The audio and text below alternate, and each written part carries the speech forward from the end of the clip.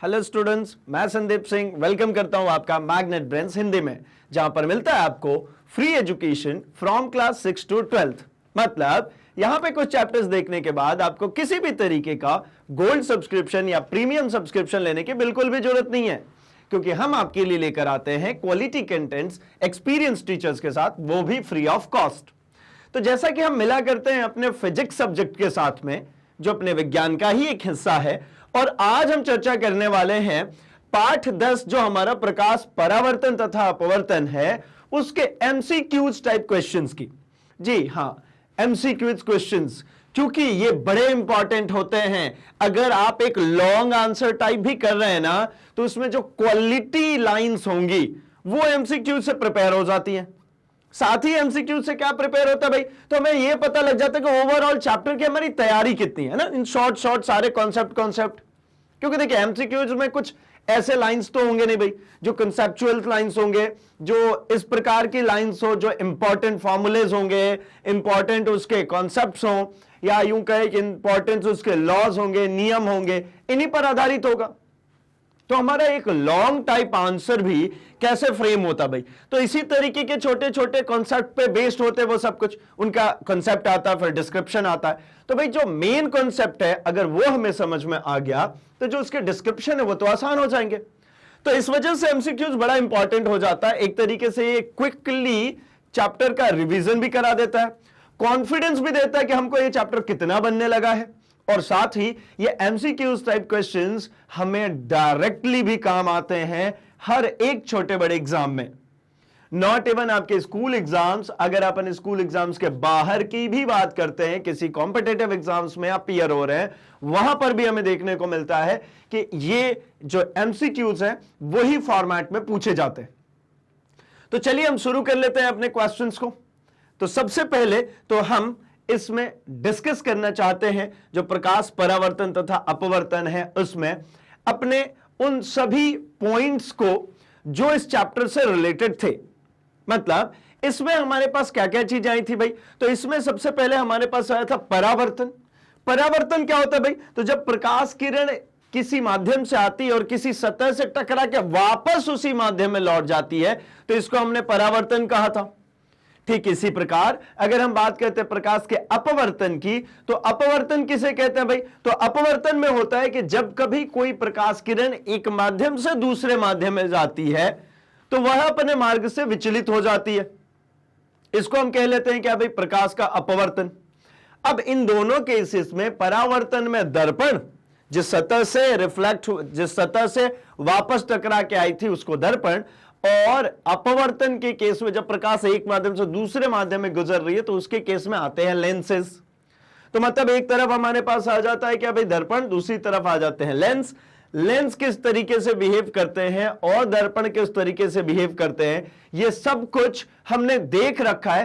और अभी इसके अंतर्गत, अभी जब हम एमसीक्यूज करेंगे तो इसके अंतर्गत भी हम इन सभी बिंदुओं के ऊपर चर्चा कर लेंगे भाई।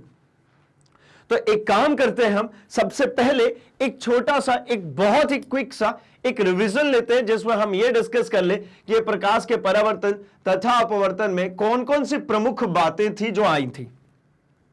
तो चलिए ले लेते भी एक क्विक रिवीजन हम। तो सबसे पहले हमारा यहां पे आता है टर्म क्या भाई, प्रकाश। तो प्रकाश क्या होता है भाई, तो प्रकाश जैसा कि हमें पता है कि जो प्रकाश है ये एक तरीके का, एक प्रकार की ऊर्जा होती है जो कि किसी वस्तु पर पड़ने के बाद हमें एहसास कराती है कि यहां पर कोई वस्तु है, या उस वस्तु को दृश्यमान बनाती है, देखने योग्य बनाती है। उसी को हम क्या कहते हैं, प्रकाश। हमने प्रकाश में और डिस्कस किया था कि प्रकाश जो है ये छोटे छोटे कणों से मिलकर के बना है ना, और इसका जो पथ है वो तरंगीय होता है। तो हमने यहीं से डिस्कस किया था कि प्रकाश में दो चीजें आती हैं, एक आता है हमारा परावर्तन और दूसरी चीज आती है हमारे पास अपवर्तन। तो एक एक करके जरा इनके बारे में हम चर्चा कर लेते हैं, ठीक है। तो सबसे फर्स्ट आता है हमारे पास परावर्तन। परावर्तन के केस में क्या करेंगे भाई, तो परावर्तन के लिए अगर कोई एक सतह हो, चाहे वो रेगुलर हो या फिर वो इर्रेगुलर हो, है ना, मतलब वो समतल हो या फिर वो ऐसा जिगजैग हो, अगर इसके ऊपर कोई प्रकाश किरण आपतित होती है तो आपतन के फलस्वरूप ये वापस इसी माध्यम में लौट जाती है टकरा के। तो जब कोई प्रकाश किरण यहां पे आपतित हुई है तो इसको कहते हैं हम आपतित किरण, और इसको हम कहते हैं परावर्तित किरण। यहां पे जिस बिंदु पर आकर के टकराती है इसको हमने कहा था आपतन बिंदु। ठीक इसी बिंदु से अगर कोई हमने अभिलंब बनाया, लंब बनाया, तो उसको हम कहते हैं अभिलंब। अब इसके केस में यहां पे हमको देखने को मिल जाता है कि ये जो कोण बनता है उसको हमने कहा था थीटा आई, और यहां पे जो कोण बनता है ये थीटा आर। मतलब ये आपतन कोण और ये परावर्तन कोण, मतलब ये थीटा आई जो है ये हमारा आपतन कोण, और जो थीटा आर है ये हमारा परावर्तन कोण। ठीक है, ये एक आपतन कोण हो गया और दूसरा परावर्तन कोण हो गया। फिर यहीं पे बारी आती है इनके बीच में नियम लिखने होते। तो इसका नियम है थीटा आई जो होती है वो बराबर होती है थीटा आर के। आपतन कोण परावर्तन कोण दोनों बराबर, मतलब ये वाला कोण इस कोण के बराबर होता है भाई। और दूसरा हमने देखा था कि आपतित किरण, परावर्तित किरण और अभिलंब तीनों एक ही तल में होते हैं, तो दो नियम इसमें हो जाते हैं। फिर इसके बाद हमको यहीं से समझ में आता है कि ये जो सतह है, ये जो सतह है, ये सतह अल्टीमेटली क्या है भाई, तो ये सतह है दर्पण, ये सतह दर्पण है। तो दर्पण के लिए फिर बारी आती है कि दर्पण जो है ये हमारे पास दो तरीके के होते हैं। एक तो हमारा होता है भाई समतल दर्पण, एक हमारा क्या है समतल दर्पण, और दूसरा हमारा जो हो जाता है ये हो जाता है हमारा गोलीय दर्पण। एक समतल दर्पण हो गया और दूसरा गोलीय दर्पण। फिर गोलीय दर्पण में दो पोर्शन आ जाते हैं भाई, एक अवतल दर्पण, अवतल दर्पण, और दूसरा हमारा आ जाता है भैया उत्तल दर्पण। ठीक है, अवतल दर्पण और उत्तल दर्पण। अवतल दर्पण का फ्रेमिंग ऐसा होता है भाई कि इसके गोले के बाहरी साइड को पेंट कर दिया तो जो परावर्तक सतह है वो अंदर साइड से हो गया। तो इसकी वजह से ये जहां पे आकर के मिलेंगे पैरेलल लाइंस, परावर्तन के फलस्वरूप फोकस पे आके मिलेंगे, और इसी का एक होगा उसको कहेंगे हम क्या, केंद्र भाई। ये जो गोला होगा जिसका पार्ट उसको हम क्या कहेंगे, केंद्र। उत्तल दर्पण में ये चीज हो जाती है कि हमने जो अंदर का भाग होता है उसको पॉलिश कर देते हैं, और परावर्तक सतह जो बाहर उभरा हुआ सतह होता है उसको बनाते हैं। ऐसा होता है भाई, ये देखिए ये चिकना हो गया और ये जो हमारा डार्कर साइड हो गया। तो ये अगर ऐसा है मतलब चिकना साइड अंदर है, जैसा परावर्तन होना वो अगर अंदर है तो ये अवतल है, और अगर ये बाहर हो गया तो ये उत्तल हो जाएगा। इसके केस में क्या होता है भाई, तो जो भी लाइट बीम आती है ये टकरा के चली गई, तो यहां से इसका जो फोकस हो जाता है वो आभासी हो जाता है। मतलब इससे जो प्रतिबिंब बनता है, अगर इस फोकस से इधर कहीं पर भी वस्तु रखा हो तो इससे जो प्रतिबिंब बनता है वो बनता है वास्तविक, और उल्टा अगर कहीं पे प्रतिबिंब वास्तविक बनती है तो उल्टा बनेगी भाई। और इससे अगर हम बात करते हैं तो हमेशा बनता है सीधा एवं आभासी, हमेशा ही इससे जो प्रतिबिंब बनता है वो सीधा एवं आभासी। कारण भी है उसका भाई, क्या कारण दिख रहा है, तो ये जो भी लाइट बीम जा रही है ये बाहर चली गई तो ये हमें ऐसा प्रतीत होता है कि आ रही है फोकस से, आ नहीं रही होती। ठीक इसी प्रकार हम समतल में बात करते हैं तो यहां पर भी बनता है कैसा भाई, आभासी। यहां पे जो प्रतिबिंब बनती है वो कैसी बनती है, हमेशा आभासी बनती है। अच्छा, इसमें जो साइज की बात होती है, किस साइज की बनेगी, तो इसमें तो मैं लिख सकता हूं इन शॉर्ट कि भाई ये छोटा बनता है, हर बार ये छोटा बनता है, इसमें हमेशा समान बनता है। ठीक है, और समतल दर्पण में लेफ्ट का राइट, राइट का लेफ्ट बनता है। लेकिन जब इसकी बात करेंगे हम अवतल दर्पण की, तो इसके कुछ केसेस में छोटे, कुछ केसेस में बड़े, कुछ केसेस में बहुत बड़े, है ना। तो यहां पे एक और चीज हो जाता है, एक स्पेशल केस आता है जब फोकस और पोल, ये फोकस और पोल के बीच में रख देते हैं हम वस्तु को, तो यहां पे बनती है जो प्रतिबिंब वो बन जाती है आभासी और सीधा। जब जब आभासी बनेगी तो सीधा और बड़ा भी, आभासी, सीधा और बड़ा। तो मतलब एक केस इसमें और आ जाता है। इस प्रकार से कुल मिलाकर के इतने सारे सेगमेंट्स हमारे पास आए थे, किसमें भाई, इतने सारे सेगमेंट्स आए थे दर्पण में।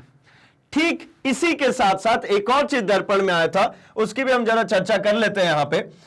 तो दर्पण में हमारे पास कुछ इंपॉर्टेंट और फैक्टर्स आए थे, जिसको हम कह सकते हैं फॉर्मूले जो आए थे, मैं उसको अलग से बॉक्स में रख रहा हूं ताकि याद रहेंगे। तो हमारे पास आया था एक दर्पण सूत्र, एक चीज आई थी दर्पण सूत्र। दर्पण सूत्र क्या होता है भाई, तो 1/f = 1/v + 1/u।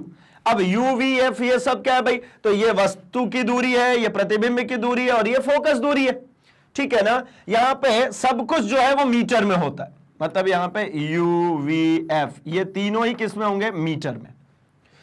ठीक इसी प्रकार यहां पे एक और चीज आता है आवर्धन, आवर्धन M, तो M equals to I upon O, ऐसा मैंने याद करा है मियो।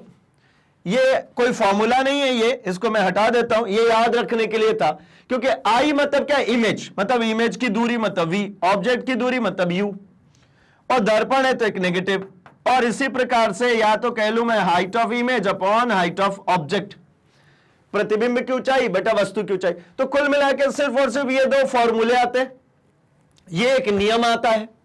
इसमें दर्पण ये तीन तरीके के हो गए, किस दर्पण से कैसा प्रतिबिंब बनेगा ये भी बता दिया।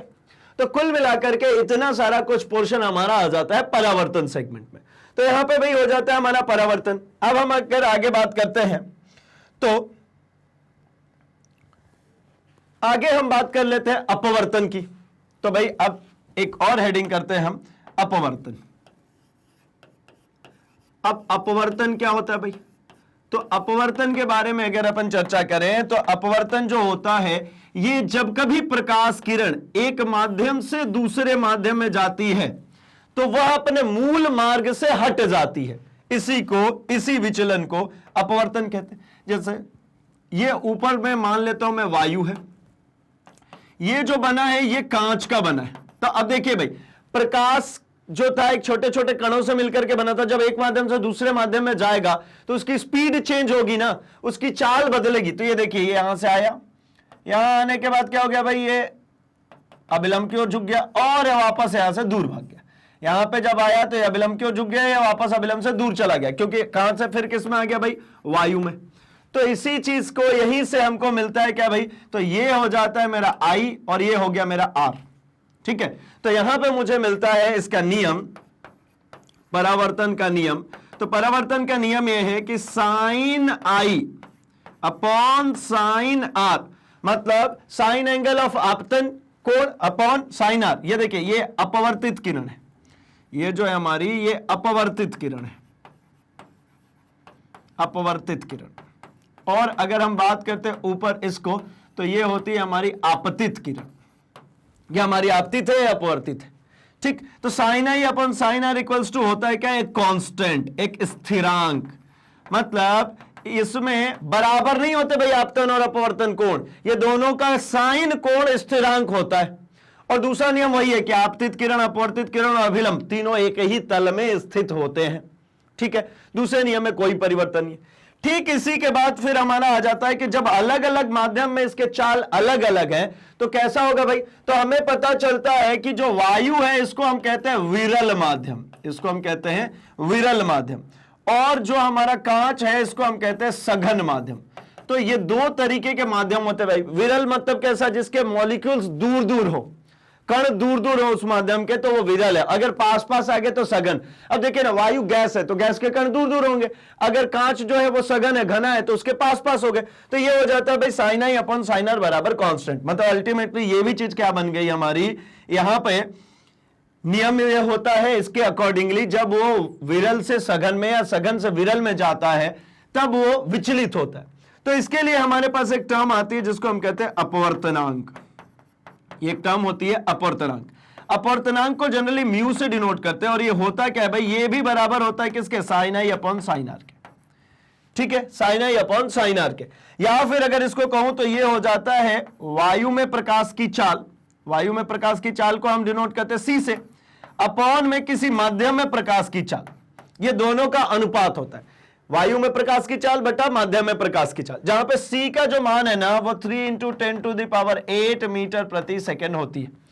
प्रकाश की चाल जो वायु में या निर्वात में भी 3 × 10⁸ मीटर प्रति सेकेंड की होती है भाई। अब ऐसा सतह जो इस तरीके का काम करे तो ये होता है भाई क्या, गोलीय लेंस।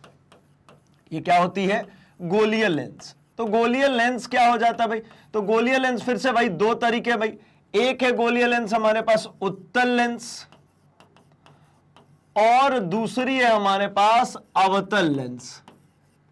अब उत्तल लेंस और अवतल लेंस के साथ में भी सेम पिक्चर है भाई, जैसे दर्पण में बात कर रहे थे। अगर ये उभार ऐसा बाहर की तरफ है तो ये उत्तल लेंस है।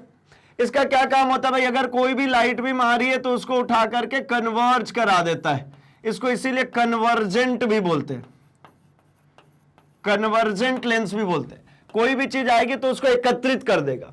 और अवतल में क्या होता है, अगर कोई भी प्रकाश किरण आएगी तो ये इसको और फैला देता है। तो हमें ऐसा प्रतीत होता है कि ये जो किरण है वो यहां से आ रही है, किसी एक बिंदु से आ रही है।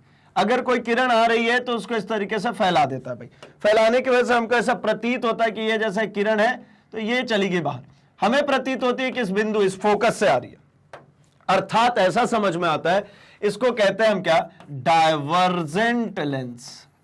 ये हमारी डायवर्जेंट लेंस, ये फैला देती है। अब इसी के बेसिस पे यहां पर मुझे देखने को मिलता है कि जो इसका फोकस है ये कैसा हो जाता है भाई, ये वास्तविक है।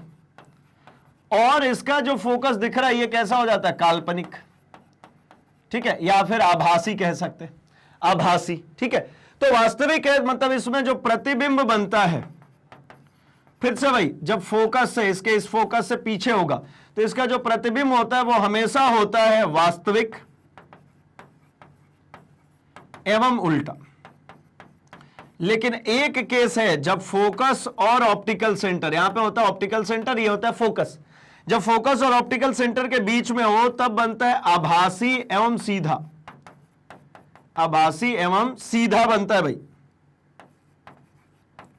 ठीक इसी प्रकार अगर यहां पे बात करें तो यहां पर भी हमेशा ही जो बनता है वो बनेगा आभासी एवं सीधा। जब जब आभासी आएगा तो सीधा आएगा भाई, आभासी एवं सीधा। और हमेशा होता है छोटा, कभी इसमें बड़ा नहीं बन सकता, इसमें छोटा, इसमें बड़ा भी बनेगा छोटा भी। जैसे आखिरी वाला केस है इसमें बड़ा बनेगा, हमेशा इस केस में बड़ा बनेगा। फिर इसमें भी बात करते हैं हम भाई, तो इसमें भी हमारे पास आ जाता है क्या, लेंस सूत्र आ जाता है हमारे पास, क्या, लेंस सूत्र। तो लेंस सूत्र क्या होता है भाई, तो वही 1/f is equal to 1/v minus 1/u। बस इतना सा ही परिवर्तन है, दर्पण में ये प्लस था और इसमें माइनस आ गया। ठीक इसी प्रकार अगर हम बात कर लेते हैं तो यहां पे हम बात करेंगे आवर्धन की। आवर्धन जो होती है वही हो जाता है m इक्वल्स टू v/u, या फिर height of image upon height of object. फिर एक और टर्म यहां पे आ जाता है, वो आ जाती है क्षमता, लेंस की क्षमता। तो पावर ऑफ लेंस हो जाता है 1/, फोकल लेंथ। इसकी जो इकाई होती है वो होती है डायोप्टर, या फिर पावर इक्वल्स टू एक और फॉर्मूला होता है 100/f। कब, जब f सेंटीमीटर में हो, यहां क्या भाई f जब मीटर में हो। ठीक, तो इतना सब कुछ हमारा आ जाता है किसके अंतर्गत भाई, अपवर्तन के अंतर्गत। तो मतलब हमारे पास दो चीजें मिल गई, एक मुझे मिल गया परावर्तन और एक मुझे मिल गया अपवर्तन। ये मेरा पूरा रहा परावर्तन का पोर्शन, ये सब कुछ हमने परावर्तन में देखनी है, ये सब कुछ हमने अपवर्तन में देखनी है। तो अब हमें इसका एक बहुत ही जल्दी से रिवीजन भी मिल गया है। हम अब शुरू कर लेते हैं अपने ऑब्जेक्टिव क्वेश्चंस को। तो भाई हमारा अब ऑब्जेक्टिव क्वेश्चन है हमारे पास, पहला क्वेश्चन ये रहा आपके सामने। इसमें आपके साथ में एक रिक्वेस्ट है कि जैसे ही आपके सामने क्वेश्चन फ्लैश होगा ना, आप छोटा सा प्यारा सा अपना आंसर भी नीचे कमेंट सेक्शन में लिखते चले जाएंगे, क्योंकि आपको यह पूरा चैप्टर अभी अभी जस्ट पूरी आपके फिंगर टिप्स पे एक बार फिर से रिवाइज करा दिया। इसके पहले भी आप हमारे concept videos, one shot revision videos में देख चुके हैं इस पूरे चैप्टर के हर एक छोटे बड़े एस्पेक्ट्स को। तो अब तो कुछ ऐसा कुछ बचा नहीं है ना कि ये आंसर्स ना बने। तो भाई आप आंसर करेंगे तो हमें भी पता चलेगा कि आपके साथ में किस तरीके की समस्याएं आ रही है, या फिर आपको कितना बन रहा है, तो हमें आगे क्या करना है आपके लिए, और आपके लिए भी बेनिफिशियल है। आपको भी तो पता चले कि आपको कितना पोर्शन बनना लगा है, कितना पोर्शन आप सीख चुके हैं। तो चलिए भाई पहले क्वेश्चन का आंसर आई होप आपने नीचे कमेंट सेक्शन में लिख लिया है।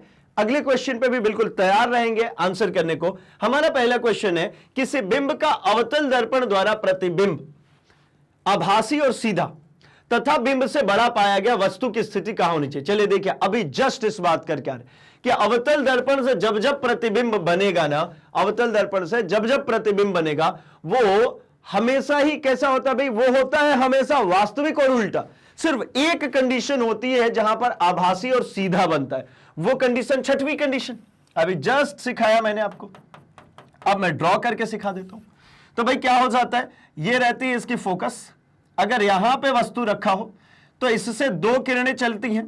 एक किरण चलती है भाई अपने को पता है क्या, ये वक्रता केंद्र से, तो ये जो होता है ये यहां से जाएगी किरण और ये टकरा करके वापस इसी पे लौट आएगी। कारण क्योंकि भाई ये दर्पण है ना, पीछे थोड़ी जाना है। दूसरी जो किरण चलती है वो किरण आएगी भाई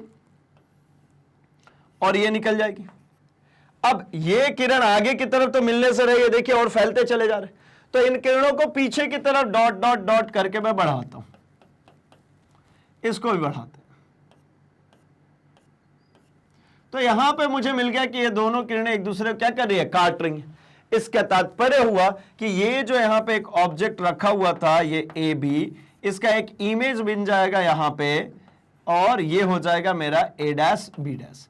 अब ये देखिए पीछे बना है ना, पीछे बना है मतलब आभासी बना है। और ये दर्पण कौन सा है, अवतल दर्पण। तो अवतल दर्पण द्वारा बना प्रतिबिंब आभासी है, सीधा है और बिंब से बड़ा है।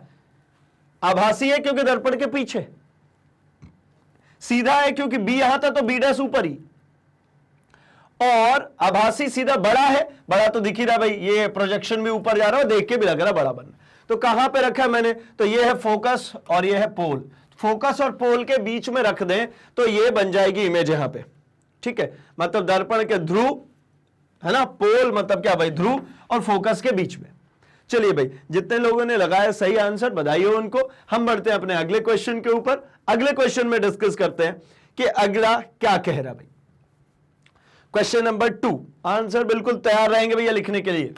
सेकंड क्वेश्चन, किसी गोलीय दर्पण तथा किसी पतले गोलीय लेंस दोनों की फोकस दूरी 15 सेंटीमीटर है, तो दर्पण तथा लेंस संभवतः है।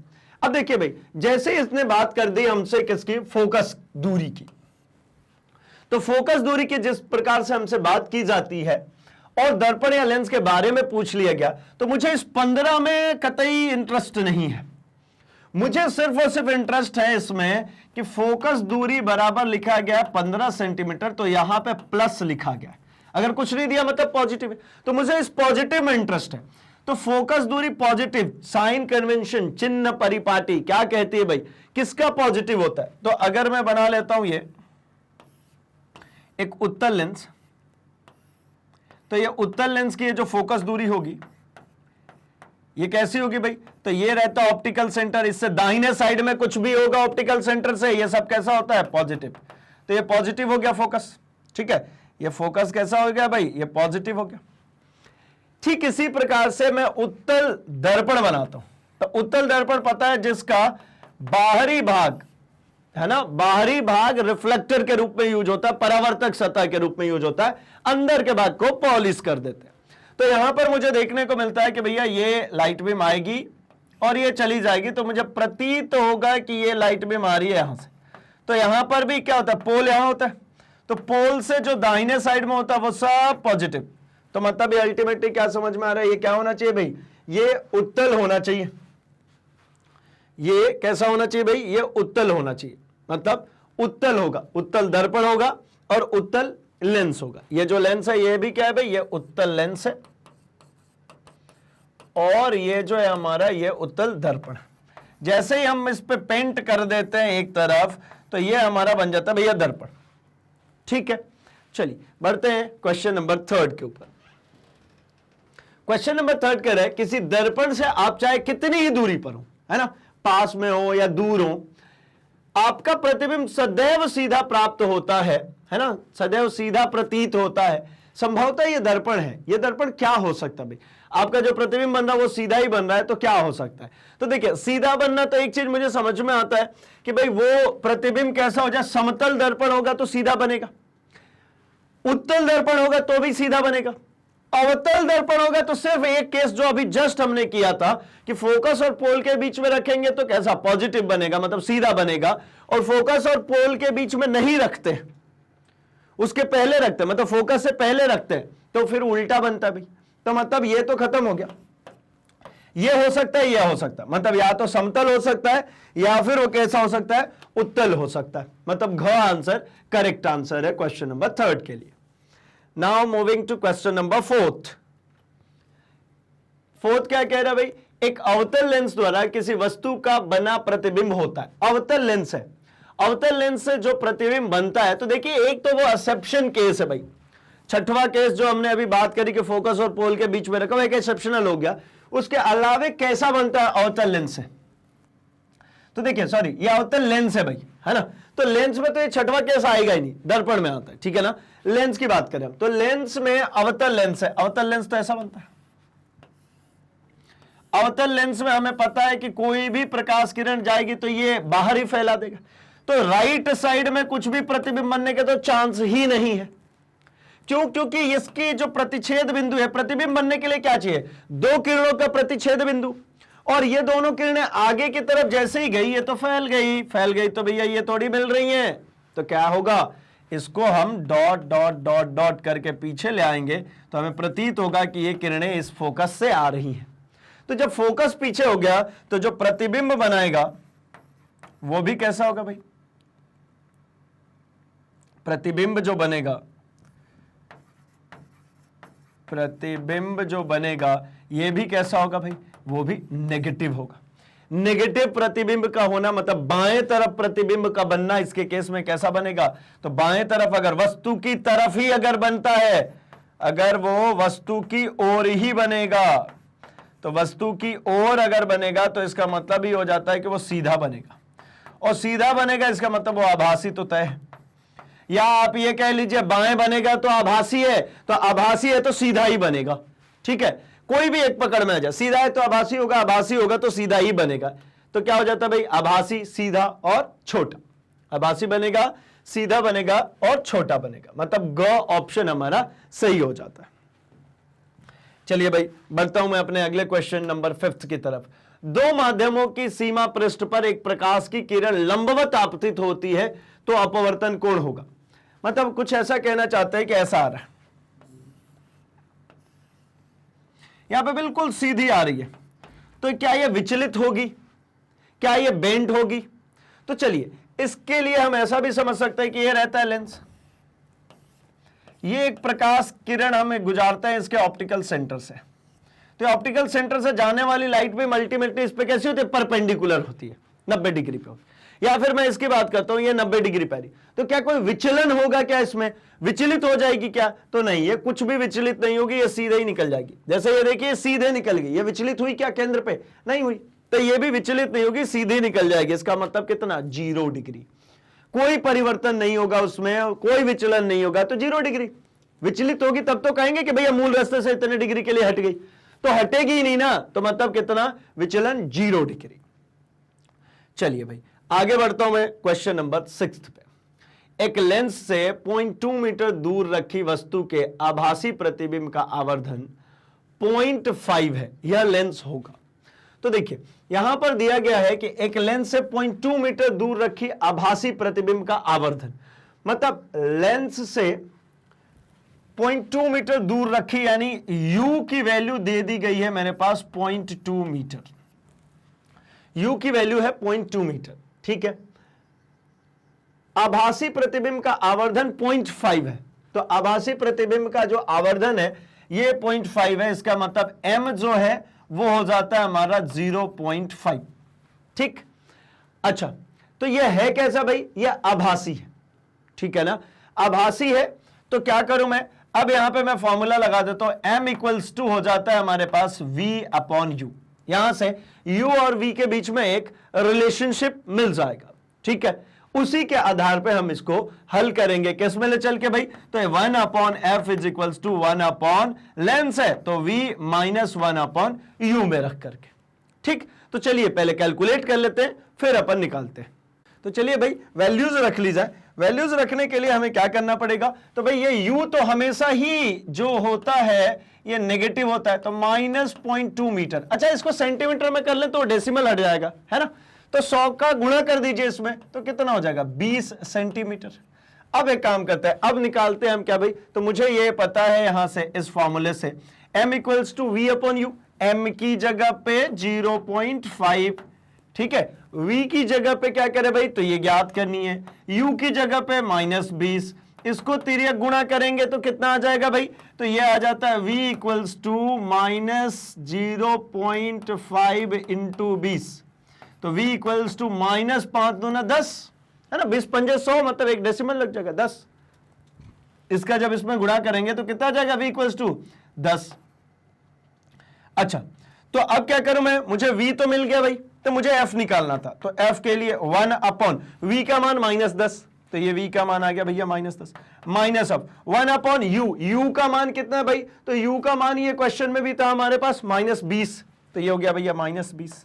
अगली लाइन और लिख लेता हूं, 1 upon -10 minus of minus plus 1 upon 20, LCM कितना 20 का अगर एलसीएम आ गया तो यहां पे क्या मिलेगा भाई, ये तो ये -2 प्लस 1, मतलब ये मिल गया मुझे -1/20। ये किसकी वैल्यू आ गई, तो 1 upon F is equals to -1 upon 20, अर्थात एफ इक्वल्स टू -20 सेंटीमीटर।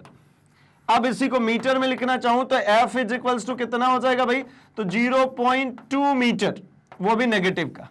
तो यहां पे मुझे समझ में आ रहा है नेगेटिव का मतलब, जो माइनस का चिन्ह लगा हुआ है इसका मतलब होता है कि ये जो अवतल लेंस होगा या उत्तल लेंस होगा, तो जरा इसकी बात करते हैं हम, तो भाई नेगेटिव किस में आता है, तो जब हम लेंस फ्रेम करते हैं तो हमें पता है कि लेंस में, जब हम लेंस फ्रेम करते हैं तो हमें पता है कि लेंस में नेगेटिव जो आता है वो ये काल्पनिक, ये होता है नेगेटिव, ठीक है ना। ये जो नेगेटिव आता है ये कैसा आता है भाई, ये काल्पनिक आता है, ये होता है नेगेटिव। तो इसका आंसर क्या हो जाएगा भाई, इसका आंसर आ जाएगा हमारा 0.2 मीटर फोकस दूरी का अवतल लेंस, 0.2 मीटर फोकस दूरी का अवतल लेंस, ठीक है। तो आई होप ये सही किया होगा आपने। हम बढ़ते हैं फिर अपने अगले क्वेश्चन की तरफ, क्वेश्चन नंबर 7 की तरफ। चाहे तो इसका स्क्रीनशॉट रख सकते हैं, थोड़ा सा इसमें कैलकुलेशन आया था भाई, है ना। बढ़ता हूं मैं अपने अगले क्वेश्चन, प्रश्न संख्या 7 पर। निम्न में से कौन सा कथन सही नहीं है। देखिए भाई, इस तरीके के भी क्वेश्चन रहते हैं, है ना। यहां पे उन्होंने कहा है कौन सा क्वेश्चन सही नहीं है ना। तो हम क्या करते हैं भाई, जल्दी जल्दी कौन सा कथन सही है करके और लगा के आ जाते हैं, पता चलता है गड़बड़ हो गई। तो भाई देखिए कौन सा कथन सही नहीं है, प्रकाश वैद्युत चुंबकीय तरंग है भाई, बिल्कुल। प्रकाश सीधे रेखा में चलती है, हाँ चलती है। प्रकाश एक अनुप्रस्थ लॉन्गिट्यूडिनल वेव है, बिल्कुल। और प्रकाश एक अनुदैर्ध्य तरंग है, तो भैया अनुदैर्ध्य नहीं है ना। तो इसलिए ये हो जाता है हमारा इस ऑप्शन के अकॉर्डिंगली सही। क्वेश्चन नंबर 8, उत्तल दर्पण से बनने वाले प्रतिबिंब की प्रकृति। भाई उत्तल दर्पण है ना। उत्तल दर्पण कैसा फ्रेम होता है, ये होता है ना जिसका बाहरी सतह चिकना हो। तो इससे जो प्रतिबिंब बनता है, जैसे मान लीजिए मैंने यहां पे एक ऑब्जेक्ट ले लिया, तो इससे जो प्रतिबिंब बनता है, तो प्रतिबिंब 2 किरणों के प्रतिच्छेद से बनती है भाई। तो एक किरण मान लीजिए ये चली, और दूसरी किरण जो यहां से चलेगी वो इसके सेंटर ऑफ कर्वेचर की तरफ से, तो ये यहीं तक गई और ये क्या हो जाएगी, ये किरण वापस आ जाएगी। लेकिन हमें प्रतीत होगी कि आ रही है कहां से, इस सेंटर ऑफ कर्वेचर से, ठीक है। ये कहां से आ रही है भाई, सेंटर ऑफ कर्वेचर से। तो मैं यहीं से बना लेता हूं, या ये चली गई सेंटर ऑफ कर्वेचर पे, ये निकल गई बाहर, क्योंकि ये गई और यहीं से टकरा के वापस, पीछे तो जाएगी नहीं। दूसरी किरण क्या होती है भाई, ये समांतर जाती है, तो ये टकरा करके कहां चली जाएगी, फोकस की तरफ। तो मतलब यहां से ये जो किरण है ये बाहर चली जाएगी, तो आएगी प्रतीत होती हुई कहां से भाई, इस बिंदु से, ठीक है। ये इसका फोकस हो जाता है, इसका सेंटर हो जाता है। मतलब इसके केस में क्या होता है, जो भी किरण जाएगी वो टकरा के वापस आ जाएगी और दूर भग जाएगी भाई। तो यहां पे जो इन दोनों के प्रतिच्छेद बिंदु से बना, इसी को हम कहते हैं फाइनली प्रतिबिंब। ये जो फ्रेम हो रहा है, ये जो बन रहा है, ये हमारा है क्या, प्रतिबिंब। अर्थात कैसी बनी है, तो मुझे दिख रहा है सीधा। अच्छा सीधा होगा तो एक और चीज है भाई, आभासी। सीधा बनने का सीधा साफ मतलब है कि आभासी होना है। और एक चीज है छोटा, सीधा, आभासी और छोटा। तो ऑप्शन में देख लेते भाई क्या है, छोटे की तो बात ही नहीं करी, सीधा और आभासी की बात करिए। तो सीधा व आभासी, ठीक है, सीधा व आभासी, ठीक है भाई। ख नंबर जो है आंसर, ये सही है इसका आंसर। चलिए अब बढ़ते हैं हम अपने क्वेश्चन नंबर 9 की तरफ। अवतल दर्पण की वक्रता त्रिज्या 20 सेंटीमीटर है, इसकी फोकस दूरी। है तो बड़ा ही सड़ा सा क्वेश्चन हो गया भाई। अवतल दर्पण है, चलिए दर्पण कोई सी भी हो भाई, वक्रता त्रिज्या 20 सेंटीमीटर। वक्रता त्रिज्या मतलब क्या भाई, आर, है ना। इसी को हम क्या कहते हैं, वक्रता त्रिज्या। जो आर है ये हमारी 20 सेंटीमीटर की, ठीक है, तो इसकी फोकस दूरी कितनी होगी? तो वक्रता त्रिज्या और फोकस दूरी के बीच में क्या रिलेशन होता है भाई? तो हमें पता है फोकस दूरी जो होती है वो वक्रता त्रिज्या के मिड पॉइंट होती है, ऐसे समझ सकते हैं। जो फोकल लेंथ जो है इसके आधी होगी, तो वक्रता त्रिज्या बटा में 2, तो मतलब F इजिकल्स टू होता है भैया R/2। R मतलब कितना है? 20/2, मतलब कितना? 10 सेंटीमीटर। यानी क्या मिल जाएगा मुझे? 10 सेंटीमीटर। और अवतल दर्पण है, अवतल दर्पण है मतलब कैसा होगा भाई? तो अवतल दर्पण ये रहा। अवतल दर्पण के केस में कोई भी पैरेलल किरण आएगी, टकराने के बाद इधर ही आके टकराएगी भाई, और यहां कहीं पे वक्रता केंद्र होगा। तो ये C से ये जो P तक की जो दूरी थी इसको ही हम कहते हैं R, और ये जो दूरी है इसके बीच की इसको हम कहते हैं F। तो ये दूरी और ये दूरी होती है बराबर, तो मतलब ये हो गया इसका मिड सेक्शन, मतलब 10। लेकिन ये पोल से किधर है? लेफ्ट हैंड साइड में, तो पोल से बाएं तरफ अगर कुछ होगा तो वो कैसी होती है? नेगेटिव। मतलब ये कैसा होगा? नेगेटिव। अर्थात इसका आंसर क्या होना चाहिए? ख, -10 सेंटीमीटर। ठीक है भाई। प्लस का कब होता? अगर ये उत्तल हो जाता तो भैया 10 बोल देता। ठीक है ना। चलिए आगे बढ़ता हूं मैं क्वेश्चन नंबर 10 पे। एक अवतल दर्पण की वक्रता त्रिज्या 12 सेंटीमीटर है, इसकी फोकस दूरी क्या होगी? अब अवतल दर्पण है, वक्रता त्रिज्या 12 है, फोकस दूरी कितनी होगी भाई? तो फोकस दूरी के लिए अभी जस्ट करके आ रहे हैं R/2, F इक्वल्स टू 12/2, मतलब कितना? 6 सेंटीमीटर। अब है कैसा भाई? तो ये है हमारा अवतल दर्पण। तो अवतल दर्पण के केस में अगर हम बात करते हैं तो भाई अवतल दर्पण के केस में इसकी जो होगी ये -6 होगी, है ना। ये नहीं, ख नहीं होगा भाई इसका आंसर घ, -6 सेंटीमीटर। अवतल दर्पण, ठीक है ना। क्या होगा? घ है इसका करेक्ट आंसर, -6। ठीक, क्यों? क्योंकि अवतल दर्पण में फिर से वही चीज है ना कि इसके फोकस लेफ्ट हैंड साइड में होती है, पोल से लेफ्ट हैंड साइड में, तो घ इसका आंसर है भाई। बढ़ते हैं नेक्स्ट पे। नेक्स्ट क्वेश्चन है 20 सेंटीमीटर वक्रता त्रिज्या वाले अवतल दर्पण की फोकस दूरी कितनी होगी? तो भाई 20 सेंटीमीटर है, तो 20 का कितना हो जाएगा? 20 का आधा, 10। ठीक है। अवतल ये फिर से, मतलब F इक्वल्स टू फिर से भाई R/2। मतलब इसमें क्या हो रहा है भाई? वैल्यू चेंज हो सकती है, बहुत सारी वैल्यूज आ सकती है, इसलिए हमने 2-3 कवर भी की है। इसके अलावा आप अगर देखेंगे तो वैल्यू चेंज होती हुई आपको मिलती रहेगी, लेकिन करना आपको वही है। 20/2 कितना हो गया भाई? 10। चिन्ह परिपाटी क्या कहती है कि भैया फोकस जो होता है इसमें होता है नेगेटिव ऑफ F, क्योंकि भाई ये इसकी जो वक्रता केंद्र होती है वो इस पोल से लेफ्ट हैंड साइड पे होती है, तो मतलब हो गई भाई इसके -10। आगे बढ़ता हूं मैं अपने क्वेश्चन नंबर 12 पे, 12वें क्वेश्चन पे। 12वां क्वेश्चन कह रहा है प्रकाश का वेग निम्न में किस माध्यम में सबसे अधिक होगा? तो प्रकाश का वेग भाई देखिए, प्रकाश जो है वो छोटे छोटे कणों से मिलकर के बना है, और वह जब एक माध्यम में गुजरेगा तो उस माध्यम की जो घनत्व है वो निर्धारित करेगी कि प्रकाश का चाल कैसा होगा। तो एक बात बताइए, घनत्व के बेसिस पे, उसकी डेंसिटी के बेसिस पे अगर हम जल और कांच की बात करें तो जल जो होता है ये कैसा भैया? लिक्विड है, और ये जो है ये कैसा है? ये सॉलिड है। तो भाई मुझे पता है, अच्छा ये वायु जो है ये कैसा है? गैस है। तो मुझे पता है गैस जो होता है ये सबसे ज्यादा कैसा होगा भाई? रेरर, है ना। ये सबसे ज्यादा क्या हो जाएगा? ये विरल। कंपैरेटिवली इसमें बढ़ेंगे तो ये डेंसर होता जाएगा, मतलब नीचे की तरफ ये बढ़ रहे हैं तो ये कैसा होता जा रहा है? ये डेंसर होते चले जा रहे हैं, ये सघन होते चले जा रहे हैं। कारण क्या होता है भाई? गैस के कण दूर दूर होते हैं, लिक्विड के थोड़े पास पास, और सॉलिड के सबसे ज्यादा पास पास। फिर एक चीज आती है निर्वात। अब भाई अगर किसी माध्यम के पास खुद की ऊर्जा हो और खुद का कण भी हो तो वो निर्वात में भी गमन कर सकता है, लेकिन अगर माध्यम मतलब उसके पास खुद के कण ना हो, द्रव्यमान ना हो, तो वो निर्वात में गमन नहीं करेगा। अब कहेंगे ये क्या बोल रहे हैं? तो भाई ये सिंपली ये कह रहा हूं मैं कि जो साउंड एनर्जी है, जो साउंड आप सुन पा रहे हैं वो भी एक एनर्जी है, लेकिन वो बिना माध्यम के नहीं चलती, क्योंकि ध्वनि के कण नहीं होते, वो किसी दूसरे के कण यूटिलाइज करके एक जगह से दूसरी जगह गमन करते हैं। जबकि प्रकाश में बात करेंगे ना तो प्रकाश खुद ही कण से मिलकर बना है, मतलब उसके पास खुद का द्रव्यमान है, खुद की ऊर्जा है। ठीक है भाई, मेरे पास सिंपली अगर गाड़ी नहीं है तो मैं क्या करूंगा भाई? पब्लिक ट्रांसपोर्ट लेकर के एक जगह से दूसरी जगह जाऊंगा। लेकिन अगर मेरे पास खुद की गाड़ी है तो मैं तुरंत अपनी गाड़ी से जहां मर्जी पड़ाए चले जाऊंगा।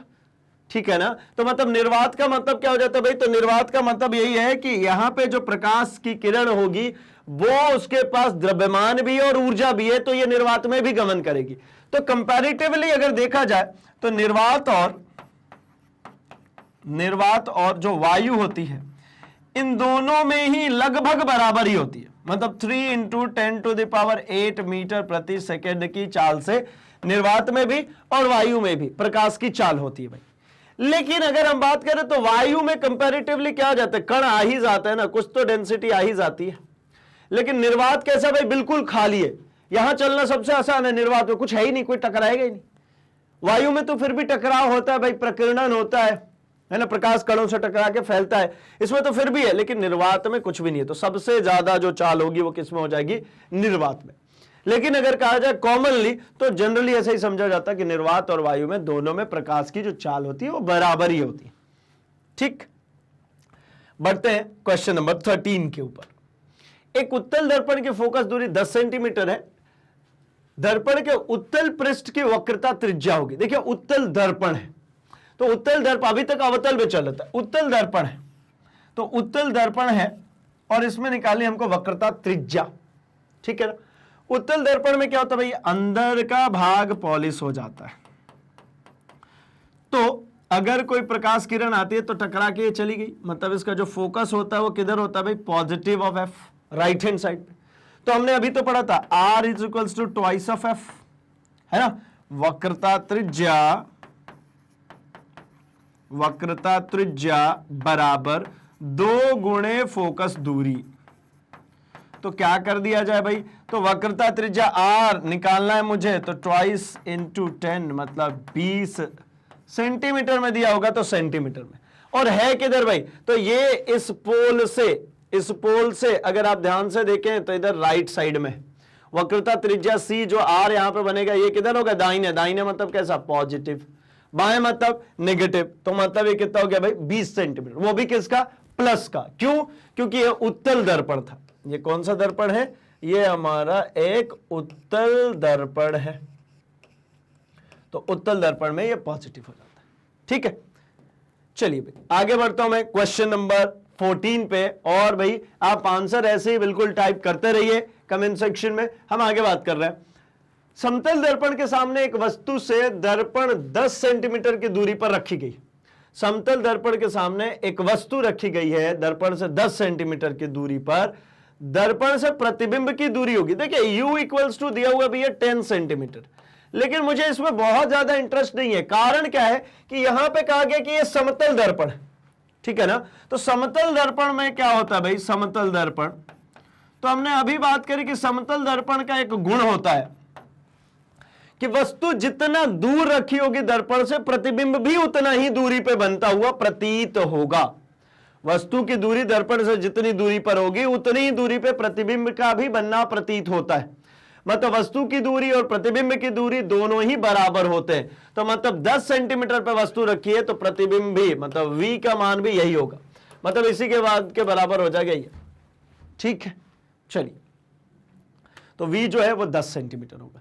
बस इतनी सी बात होती है कि समतल दर्पण है तो ये जो प्रतिबिंब बनेगा वो आभासी बनेगा और दर्पण के पीछे बनेगा भाई। ठीक है ना। बढ़ता हूं मैं आगे क्वेश्चन नंबर 15 पे। समतल दर्पण की फोकस दूरी कितनी होती है। अब भाई देखिए, जब मैंने गोलीय दर्पण की बात करी थी, ऐसे गोलीय दर्पण की, तो हमें पता है कि ये गोला किसी न किसी गोला है तो कोई ना कोई सेंटर जरूर होगा, है ना। मतलब किसी न किसी सेंटर के परितः जरूर घुमा होगा, और इस सेंटर और यहां पे मान लीजिए पोल, इन दोनों का जो मध्य बिंदु होता है वो होता है फोकस। अब चाहे आप इसको कह लीजिए कि भाई बाहर पेंट करके मैंने इसको अवतल दर्पण बनाया, या फिर मैं ऐसा कह लूं कि मैंने इसको अंदर पेंट करके बाहर वाले को रिफ्लेक्टिंग बनाए, तो भी इसका एक केंद्र होगा और ये एक पोल होगा। पोल और केंद्र के बीच में एक मिड पॉइंट होगा जो फोकस होगा। किंतु जब समतल दर्पण है, ये ऐसा प्लेन सीधा, अब भाई इसमें बताइए ना, इसमें इसका वक्रता त्रिज्या कहां होगा, वक्रता केंद्र क्या होगा। तो इसके केस में कह लेते हैं कि भैया इसका जो वक्रता केंद्र है वो अनंत पे है। कहां पे जाकर के वक्रित होगी, अनंत पे। ऐसी कोई जगह नहीं होती, ठीक है ना, ऐसी कोई जगह होती नहीं। सिर्फ ऐसा माना जाता है, जैसे कहते हैं ना कि दो समांतर लाइनें एक दूसरे को कहां काटेंगी, तो कहते हैं अनंत पे। भाई कभी काटेंगे क्या? नहीं काटेंगे, हमें ही पता है, लेकिन ऐसा जनरलाइज किया जाता है कि वहां जाकर के मर्ज हो जाएंगे, किसी का अंत तो होगा ना। तो मतलब ये इसका फोकस होने का मतलब क्या, ये कहीं ना कहीं जाके तो घूमेगी ना। जैसे हमारी पृथ्वी की बात कर लेते हैं, हमारी पृथ्वी समतल लगती है ना हमें, लेकिन जब बाहर से देखते तो हमें कैसी दिखती है? गोल, या ऐसा क्या गोले के रूप में भाई। तो इसका मतलब क्या होता है कि जब हम करीब से देख के, मतलब जब हमारे लिए पृथ्वी की जो अगर मान लीजिए हम एक चींटी की बात करें, वो चींटी को चलना है तो एक फुटबॉल भी अनंत जैसा ही लगेगा उसको, बड़ा सा, अगर ऐसा गुंबद जैसा हो तो। वैसे हमारे लिए पैदल चलना इस पृथ्वी पे तो अनंत ही है मेरे लिए, तो है ना, अनंत ही है भाई, बिल्कुल समतल ही लगता रहेगा। तो वही चीज यहां पे करें, ये फोकस कहां पे बनेगा, मतलब ये कहां पे जाके घूमेगी भी, तो मैंने कह दिया अनंत पे, यानी बहुत ही लंबा, बहुत ही दूर पे जाकर के। तो आंसर क्या हो जाएगा भाई इसका? ख, अनंत। चलिए अब बढ़ते हैं हम अपने क्वेश्चन नंबर 16 के ऊपर। किसी दर्पण की फोकस दूरी f, वक्रता त्रिज्या r के बीच में क्या संबंध होगा? तो भाई इसके लिए तो अभी करते ही आ रहे, मैं सीधे सीधे आंसर लगा रहा हूं। f is equals to r/2, focus दूरी बराबर वक्रता त्रिज्या बटा 2। ठीक है ना, इसमें हमने अभी क्वेश्चंस भी कर लिया है। बढ़ता हूं मैं क्वेश्चन नंबर 17 पे। किसी उत्तल लेंस द्वारा आभासी, सीधा तथा आवर्धित प्रतिबिंब पर बनता है वस्तु की स्थिति होगी। भाई देखिए, उत्तल लेंस है, आभासी, सीधा और आवर्धित प्रतिबिंब, ये बन गया मेरा उत्तल लेंस। आभासी सीधा, हर केस में इसमें मुझे पता है कि लाइट बीम दाहिने तरफ चली जाएगी और जो प्रतिबिंब बनेगा वो कैसा बनेगा भाई? वो वास्तविक और उल्टा बनेगा। लेकिन यहां पे कह रहे नहीं नहीं, आभासी बनाइए और सीधा। तो आभासी और सीधा बनने का एक ही केस है, जब वस्तु को मैं फोकस और इसके ऑप्टिकल सेंटर के बीच में रख दूं। तो यहां से दो लाइट बीम गुजरेंगे भाई, पता है हमें। एक लाइट बीम ये गुजरी प्रकाशीय केंद्र से, जो मुड़ेगी नहीं, ये चली गई। दूसरी लाइट बीम आएगी भैया ये, और ये फोकस से होकर के निकल जाएगी। थोड़ा और दूर बना दे, ये फोकस से होकर निकल गए। तो ये आगे की तरफ तो मिलते हुए प्रतीत नहीं हो रहे, तो क्या करे भाई? तो इनको पीछे की तरफ बढ़ाया, ये dot dot dot dot dot dot, वैसे इसको भी ले आए पीछे की तरफ, डॉट डॉट डॉट करते। यहां पे मुझे मिल गया इन दोनों का कटान, तो इन दोनों के कटान बिंदु पे बन गई मेरी प्रतिबिंब। यहां बन जाएगी मेरी प्रतिबिंब। ये प्रतिबिंब यहां पे अगर ये ए बी है तो ये हो जाता है मेरा ए डैश बी डैश। ये देखिए बी ऊपर है, बी डैश ऊपर है, ए नीचे है, ए डैश नीचे।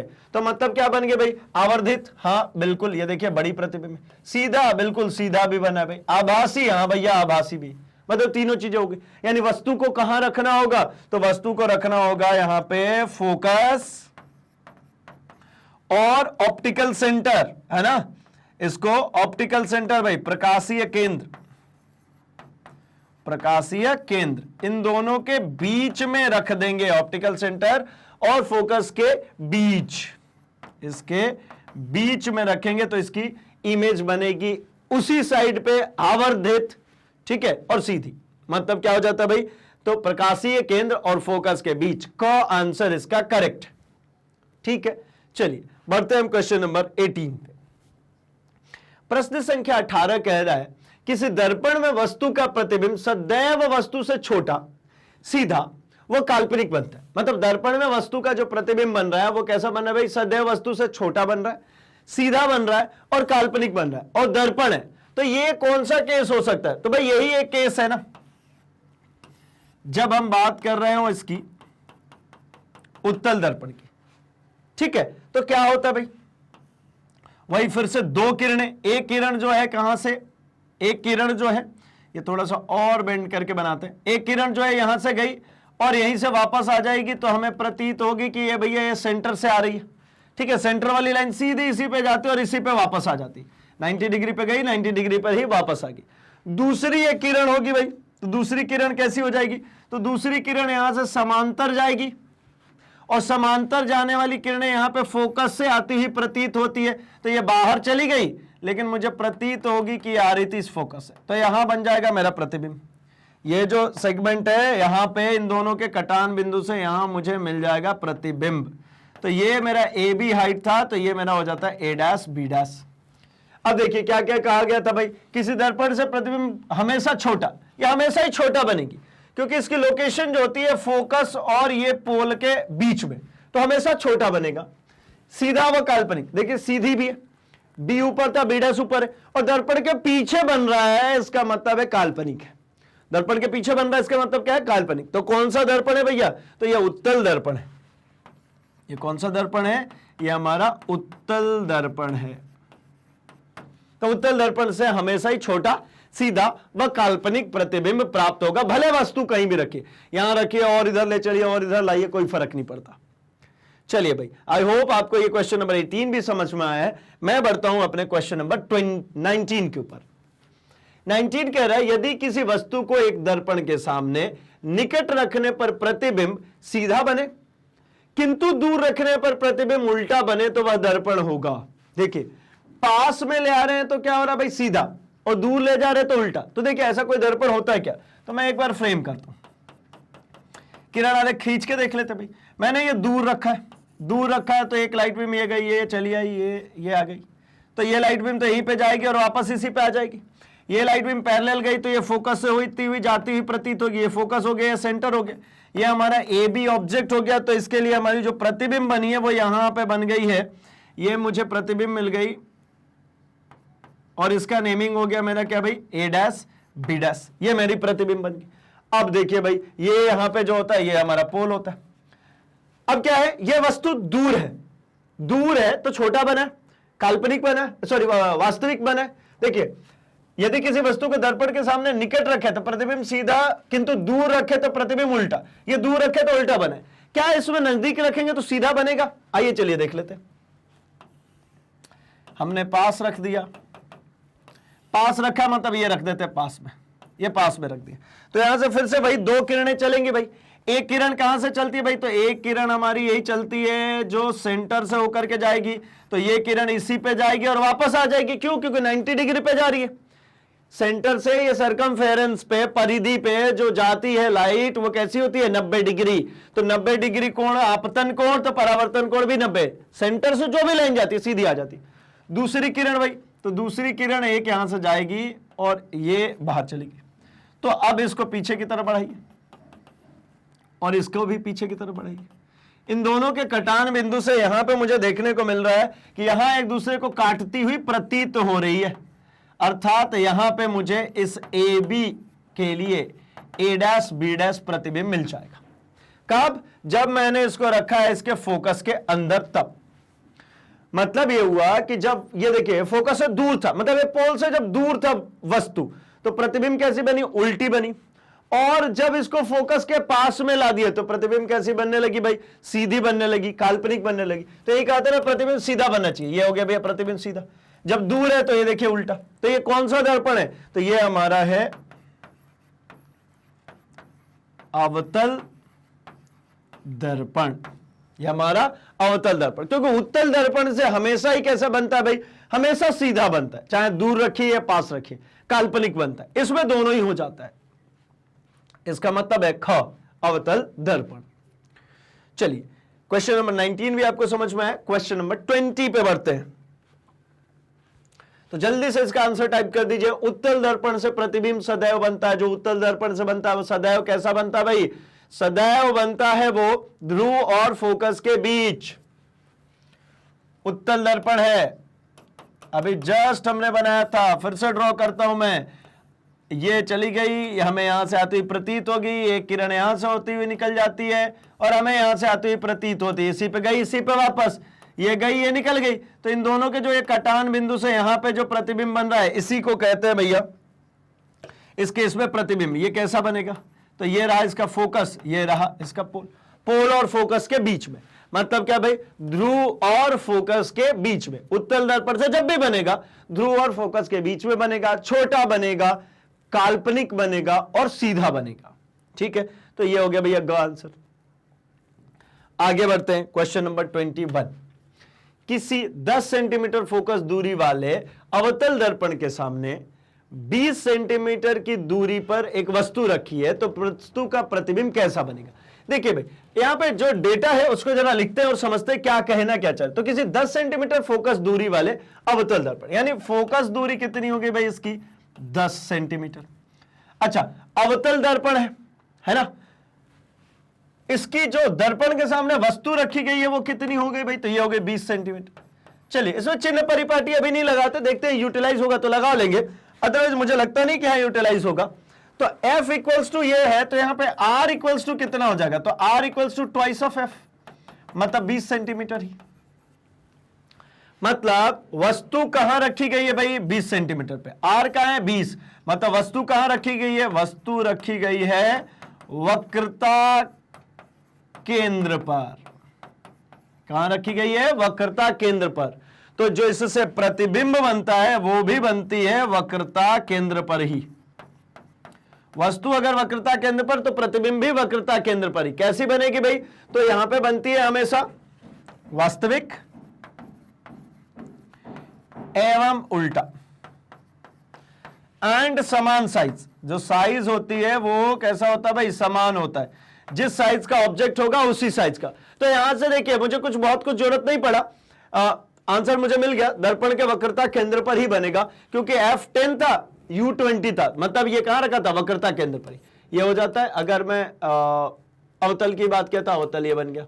ये अगर मैंने F ये और ये रहा मेरा R, तो यहीं पे है मेरा U। ठीक है, चलिए तो इसका आंसर चेक कर लेते भाई। इसका आंसर है हमारा ग। चलिए अब बढ़ते हैं हम अपने क्वेश्चन नंबर 22 की तरफ। 22 है भाई, किसका दृष्टि क्षेत्र सबसे अधिक होता है। तो भाई जो दर्पण है बाहर की तरफ वक्रित होगा वो ज्यादा एरिया कवर करेगा, और जो अंदर की तरफ वक्रित होगा वो कम एरिया। सीधा सिंपल सी बात है ना। देखिए ऐसा समझते हैं, अगर ये ऐसा बाहर की तरफ वक्रित है तो क्या होगा भाई, इधर से भी कोई लाइट बीम आएगी वो भी इस पे आ सकेगी, इधर से भी आ रही है वो भी आ सकेगी।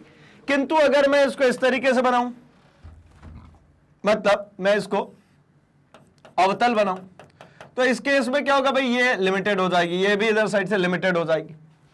मतलब किसका रेंज ज्यादा दिख रहा है आपको, उत्तल का या अवतल का। तो आप कहेंगे भैया ये उत्तल का रेंज जो है ज्यादा है। इसी कारण से इसको साइड मिरर के रूप में यूज करते हैं।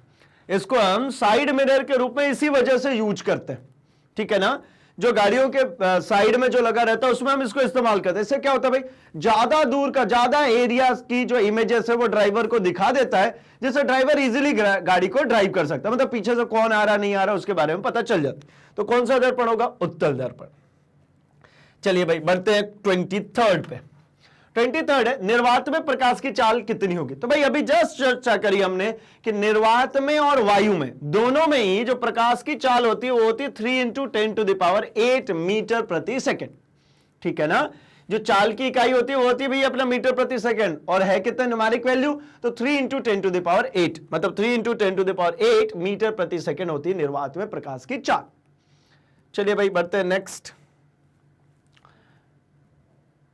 है हमारे पास वायु में प्रकाश की चाल 3 × 10⁸ मीटर प्रति सेकेंड है, जबकि पदार्थ में इसकी चाल जो है 1.5 × 10⁸ मीटर प्रति सेकेंड हो जाती है। तो पदार्थ का अपवर्तनांक क्या।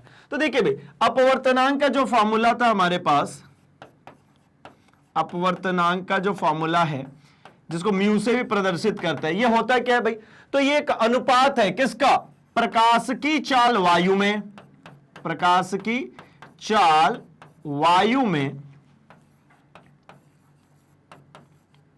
अपॉन में प्रकाश की चाल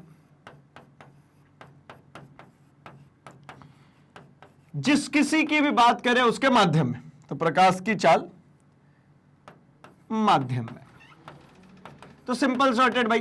तो यहां पे जो मुझे दिया गया म्यू, वो म्यू दिया जा रहा है एयर में अपॉन म्यू मीडियम में। ठीक है ना। तो कितना है भाई, अच्छा चाल की बात करें, अपवर्तनांक नहीं दिया तो मैं डायरेक्टली लिख लेता हूं। चाल की बात करें मतलब ये हो जाता है भाई प्रकाश की चाल C और ये मीडियम में V, मतलब माध्यम में जो होता है उसको V, और जो वायु में चलती है उसको C से डिनोट करते हैं। तो कितनी है वैल्यू, तो ये है 3 × 10⁸ अपॉन पदार्थ की चाल कहां, माध्यम में कितनी है 1.5 × 10⁸। अब एक बात समझिए, 10⁸ से 10⁸ वाला सेगमेंट तो खत्म।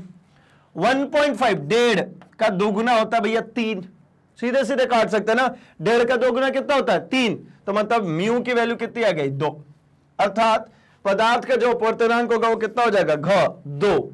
ठीक है, इसकी कोई इकाई एंड ऑल कुछ होगी नहीं, क्योंकि ये ऊपर भी चाल है नीचे भी चाल है, मतलब इसकी कोई यूनिट नहीं होती भाई, ये यूनिट लेस है, इसमें कोई भी मात्रक नहीं होता है, तो हो जाता है भैया घ आंसर।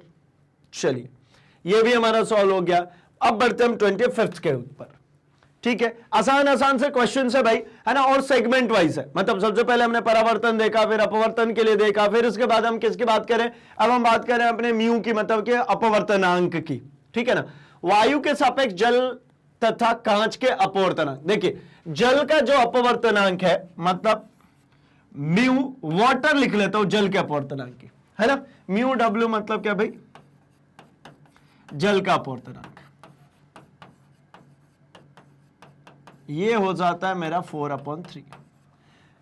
और कांच का अपवर्तनांक मतलब म्यू जी कह लेता हूं, ग्लास,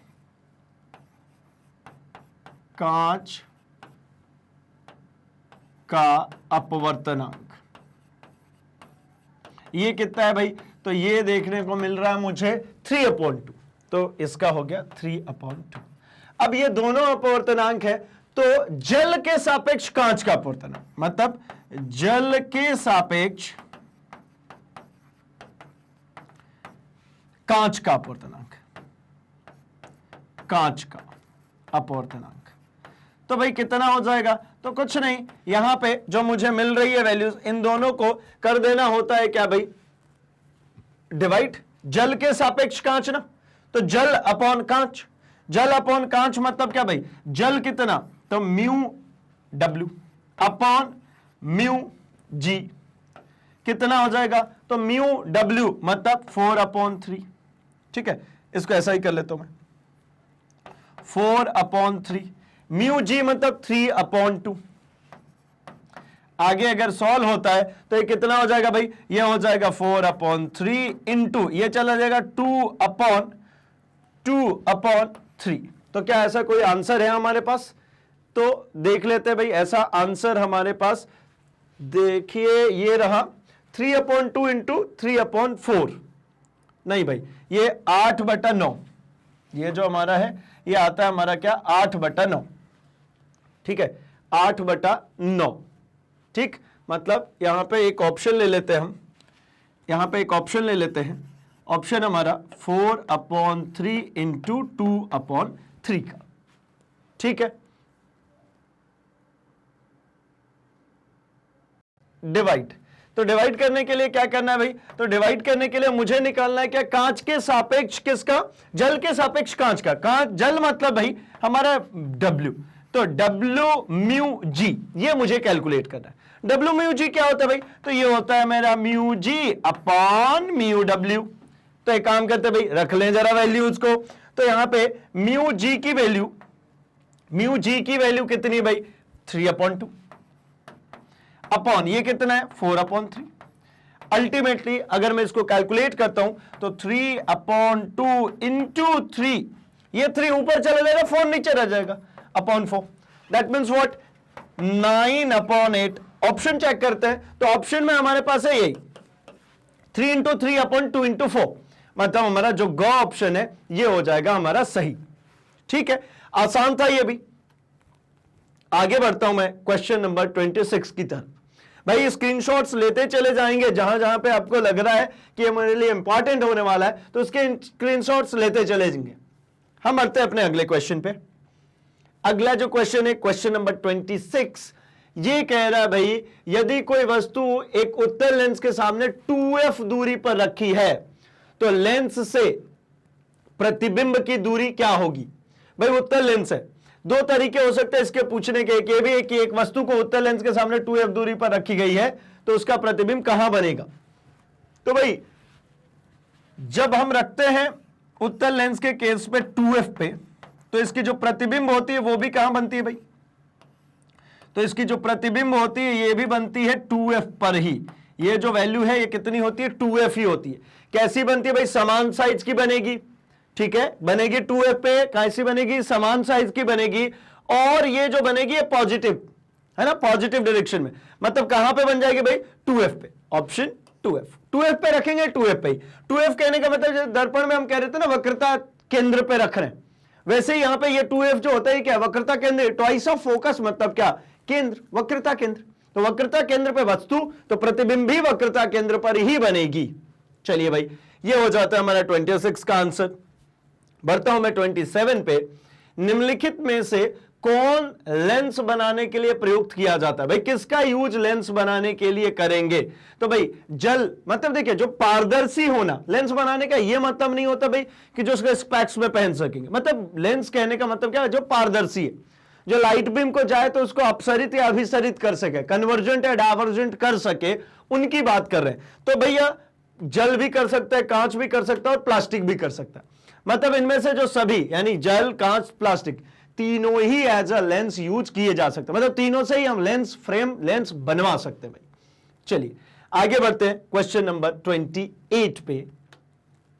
किसी वस्तु तथा उसके प्रतिबिंब की लेंस से प्रकाशिक केंद्र की दूरी क्रमशः 10 और 30 सेंटीमीटर। देखिए वस्तु और उसके प्रतिबिंब, तो वस्तु कितना भाई, u हो गया 10, v जो हो गया वो हो गया 30।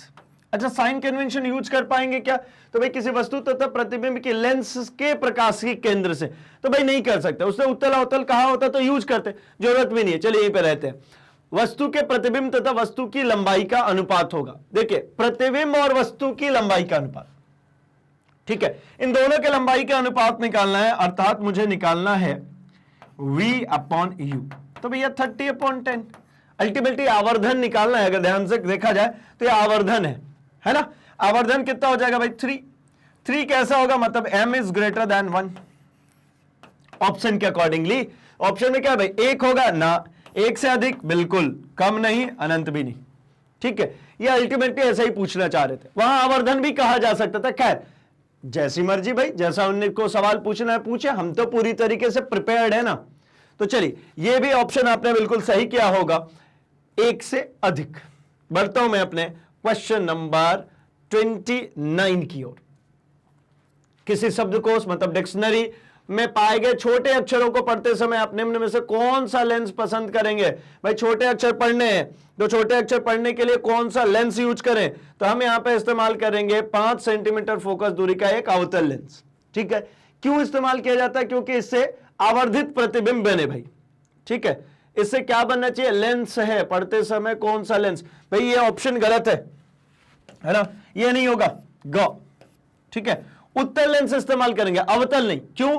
क्योंकि ये होता है जब हम इसके फोकस और प्रकाशीय फोकस और ये प्रकाशीय केंद्र के बीच में रख देते हैं वस्तु को, तो इसकी जो प्रतिबिंब बनती है वो इसी तरफ बनेगी जिधर वस्तु है। ये देखिए ये इधर ही बनेगी इसकी प्रतिबिंब, एक किरण जाती है, ये फोकस होती हुई चली गई, तो इसको भी पीछे की तरफ बढ़ाएंगे, यहीं पे प्रतिबिंब बनेगी। तो ये जो बनी हुई प्रतिबिंब है, ये बनी हुई प्रतिबिंब इसकी आवर्धित प्रतिबिंब है। ये ए बी ऑब्जेक्ट था, तो ये A', B' इमेज बनी, और कहां बनी है भाई, वस्तु की ही तरफ बनी है। कैसी बनी है भाई? तो आवर्धित बनी है, बड़ी बनी है। तो डिक्शनरी में तो छोटे छोटे लेटर्स होते हैं ना, उनको पढ़ने के लिए क्या इस्तेमाल किया जाएगा? उनको पढ़ने के लिए इस्तेमाल किया जाएगा भाई एक लेंस, जो कि आपने इस तरीके से देखा होगा, आपके ज्योमेट्री बॉक्स में जनरली ये आपको देखने को मिल जाता है भाई, ऐसा बना होता है, एक हैंडल होती है और यहां पे बीच में एक लेंस होता है। इसे क्या कहते हैं, छोटे छोटे, जैसे न्यूज़पेपर की कटिंग्स भी पढ़ने के लिए बहुत लोग यूज करते हैं भाई, ठीक है। चलिए आगे बढ़ते हैं हम अपने अगले क्वेश्चन की तरफ। निम्न में से कौन सा पदार्थ लेंस बनाने के लिए प्रयुक्त नहीं किया जा सकता है? तो भाई जल, कांच और प्लास्टिक, ये तो यूज किया जा रहा था। मिट्टी जो है यह अपारदर्शी है। ये तीनों कैसे भाई? ये तीनों पारदर्शी हैं। तो पारदर्शी हैं तो भाई इनको तो यूटिलाइज कर ही लेंगे, है ना, ये अपवर्तन करेंगे। जब ये मिट्टी की बात करेंगे तो ये अपारदर्शी हो जाएगा। जब ये अपारदर्शी है तो इसमें से, मतलब इसको जब यूज करेंगे तो यहां से इसको यूटिलाइज करेंगे तो प्रकाश आर पार नहीं जा पाएगा, और जब प्रकाश आर पार नहीं जा पाएगा तो वो लेंस के तरीके से बिहेव नहीं करेगा भाई। तो मिट्टी इसका आंसर। अगला, वस्तुओं को दृश्यमान कौन बनाता है भाई? ये तो बहुत ही आसान सा सवाल होता है भाई। अगर किसी चीज को दृश्यमान बनाना है, मतलब उसको दिखना है, तो क्या होना चाहिए? प्रकाश होना चाहिए, ठीक है ना। तो इसका आंसर क्या हो जाता है? प्रकाश। नेक्स्ट क्वेश्चन पे बढ़ेंगे, क्वेश्चन नंबर 32। निम्नलिखित में से कौन सा प्रकाश का एक गुण है? भाई प्रकाश का कौन सा गुण है? परावर्तन प्रकाश का गुण है क्या? बिल्कुल है भाई। अपवर्तन गुण है क्या? हां बिल्कुल। विक्षेपण जो है, जो विक्षेपित कर देता है, वो गुण है क्या भाई? तो विक्षेपण भी होता है भाई, प्रकाश विक्षेपित भी होती है। मतलब क्या, ये जो तीनों ही गुण है ये प्रकाश से रिलेटेड है। प्रकाश में ये तीनों ही गुण पाए जाते हैं। ठीक है, परावर्तन मतलब बाउंसिंग बैक, टकरा के लौट गया। ठीक है ना। अब हम बात करते हैं क्वेश्चन नंबर 33 की, प्रकाश के परावर्तन के नियम कौन कौन से हैं? ठीक है, हमने इनिशियली जैसे इस सेशन को स्टार्ट किया था, हमने एक क्विक छोटे से टाइम में एक रिवाइज किया था पूरे पोर्शन को। वहां पे भी हमने इसको देखा था क्या भाई, प्रकाश के परावर्तन के नियम कौन कौन से? तो भाई आपतन कोण परावर्तन कोण के बराबर होता है, ये सही है। आपतित किरण तथा परावर्तित किरण एक ही तल में होती है, ये भी सही है। आपतन कोण परावर्तन कोण से बड़ा होता है, नहीं भैया ये गलत है। अर्थात ऑप्शन फर्स्ट और ऑप्शन सेकंड दोनों सही है, मतलब जो घ ऑप्शन है वो सही है। बढ़ते हैं 34 पे। 34 क्या कह रहा है भाई, समतल दर्पण के द्वारा बना प्रतिबिंब कैसा होता है? अगर एक समतल दर्पण है तो उससे जो बनेगा प्रतिबिंब कैसा होगा, यह भी हमने चर्चा किया कि समतल दर्पण से बना हुआ प्रतिबिंब क्या होता है भाई। ये रहा समतल दर्पण, तो दर्पण के पीछे बनता है ना, आभासी बनता है। कैसा बनेगा भाई, दर्पण के पीछे। अब पीछे होगा तो ऑब्वियस सी बात है कैसा हो जाएगा भाई, आभासी। और कैसा होता है भाई, सीधा होता है, लेकिन लेटरली इन्वर्टेड होता है, मतलब लेफ्ट का राइट, राइट का लेफ्ट दिखता है, लेकिन ऊपर का नीचे, नीचे का ऊपर नहीं दिखता। और जो प्रतिबिंब बनती है वो समान बनती है। समान मतलब जितना बड़ा वस्तु दिख रहा होगा उतनी ही बड़ी प्रतिबिंब बनेगी। वस्तु छोटा हो दिख रहा होगा छोटी बनेगी, बड़ा दिख रहा होगा बड़ी बनेगी, मतलब अपीयरेंस सेम होती है। अपीयरेंस का मतलब क्या होता है भाई, ऐसा नहीं है कि एरोप्लेन जितनी बड़ी है, मैं जमीन पे एक मिरर रख दूं तो उसमें एरोप्लेन की एक्चुअल साइज देखने को मिल जाएगी। क्या मिलेगा दर्पण में भाई आपको, तो अभी आपके नग्न आंखों से जितने बड़ा आपको एरोप्लेन दिख रहा है, आपको छोटा सा एरोप्लेन दिख रहा है, तो मिरर में भी आपको छोटा सा ही दिखेगा। जितनी दूरी पर अभी दिख रही है ऊपर, उतनी ही दूरी पर नीचे आपको दिख रहा होगा मिरर में। तो देखते हैं ऑप्शन, सीधा, आभासी एवं समान आकार का। सीधा होता है भाई बिल्कुल, आभासी भी होता है, समान आकार का भी होता है। सीधा, आभासी और आकार में बड़ा नहीं, आकार समान होगा, आकार में छोटा गलत। वास्तविक उल्टा नहीं, वास्तविक हो ही नहीं सकता। तो मतलब ऑप्शन नंबर क ये हमारा सही आंसर है भाई। बढ़ते हैं 35 नंबर क्वेश्चन की तरफ। 35वें क्वेश्चन पे, 35वां क्वेश्चन कह रहा है, गोलीय दर्पण जिसका परावर्तक पृष्ठ अंदर की ओर अर्थात गोले की केंद्र की ओर वक्रित होता है क्या कहलाता है? मतलब गोलीय दर्पण है जिसका परावर्तक पृष्ठ, यह गोलीय दर्पण हो गया, इसका परावर्तक पृष्ठ, परावर्तक मतलब जिसे परावर्तन होना है ना, वो गोले के केंद्र की ओर वक्रित हो, यानी ये बाहर साइड से क्या कर दूं मैं, पॉलिश। वक्रित किधर हो गया भाई, इसका जो केंद्र है इधर, इधर ही साइड पे परावर्तक है ना, यानी लाइट बीम आएगी तो ये टकरा करके यहीं आकर के फोकस पे मिल जाएगी। ठीक है, ये लाइट बीम आएगी तो टकरा करके ये फोकस पे मिल जाएगी, लाइट बीम आएगी टकरा करके ये फोकस पे मिल जाएगी, यानी परावर्तक पृष्ठ किधर है, केंद्र की तरफ, ऐसा ऐसा झुका हुआ है ना। तो वह क्या कहलाता, कौन सा है भाई, ये अवतल है उत्तल। जनरली हमने इसको इस तरीके से देखा था, हम ऐसा ही फ्रेम करते भाई, ये अंदर की तरफ, ये टकरा के आई, ये फोकस बन गए, तो ये क्या कहलाता है, ये अवतल, अवतल दर्पण। भाई अवतल दर्पण में हमने बात कही थी ना, ये दो सतह भाई, ये पीछे का सभी के लिए ये थोड़ा सा डार्कर साइड होता है और ये शाइनिंग साइड होता है। अगर इसको ऐसा मोड़िए तो ये कैसा हो गया भाई, ये शाइनी साइड अगर अंदर है, शाइनी साइड अगर अंदर की तरफ है तो इसका मतलब होता है ये अवतल, और अगर ये ऐसा बाहर की तरफ हो गया तो ये उत्तल। आंसर अवतल दर्पण। चलिए भाई बढ़ते हैं 36 पे। गोलीय दर्पण जिसका परावर्तक पृष्ठ बाहर की ओर वक्रित होता है, भाई बाहर होगा तो क्या होगा, बाहर होगा तो उत्तल, अंदर था तो अवतल, बाहर होगा तो क्या हो जाएगा, उत्तल। चलिए आगे बढ़ते हैं 37 पे। चम्मच का अंदर की ओर वक्रित पृष्ठ कैसा है? अब चम्मच ऐसे अंदर की तरफ जो वक्रित है वो कैसा है, तो अंदर की तरफ वक्रित है, अंदर से अगर रिफ्लेक्शंस हो रहे हैं तो मतलब वो अवतल है। बाहर से होता है तो उत्तल, अंदर से हो रहा है तो क्या है, अवतल। तो मतलब चम्मच के अंदर की ओर वक्रित पृष्ठ कैसा होगा भाई, लगभग अवतल दर्पण। आगे बढ़ते 38 पे। गोलीय दर्पण के परावर्तक पृष्ठ के केंद्र को क्या कहते हैं? ये जो हमने जो दर्पण से रिलेटेड जो प्रमुख पद पढ़े थे उनसे ही रिलेटेड क्वेश्चंस चल रहे हैं भाई। क्या? गोलीय दर्पण के परावर्तक पृष्ठ के केंद्र को क्या कहते हैं? तो गोलीय दर्पण का जो परावर्तक पृष्ठ होता है उसका केंद्र कहलाता है वक्रता केंद्र। क्या कहलाता है उसका? सॉरी, गोलीय दर्पण के परावर्तक पृष्ठ के केंद्र को, ठीक है, परावर्तक पृष्ठ का जो केंद्र होता है, मतलब ये रहा हमारा परावर्तक पृष्ठ, इसका केंद्र मतलब इसका जो मिड पॉइंट होगा, जो मिड पॉइंट, मध्य बिंदु। मध्य बिंदु कैसे निकालते हैं भाई? मध्य बिंदु देखिए, ये हमारा दर्पण है, तो इस दर्पण का जो केंद्र बिंदु होता है वो तो हो गया वक्रता केंद्र, है ना, ये हो जाता है हमारा वक्रता केंद्र। लेकिन इसका भी मैं मिड सेक्शन निकाल सकता हूं। कैसे मिड सेक्शन निकाल सकता हूं भाई? तो इसका ये होता है अपर्चर, और इस अपर्चर को भी अगर हाफ करके ले जाए यहां पे, तो ये जो बिंदु होता है ये होता है मेनली ध्रुव, है ना, जो इसका मूल, जहां से सब कुछ नापा जाता है, ये ध्रुव कहलाता है।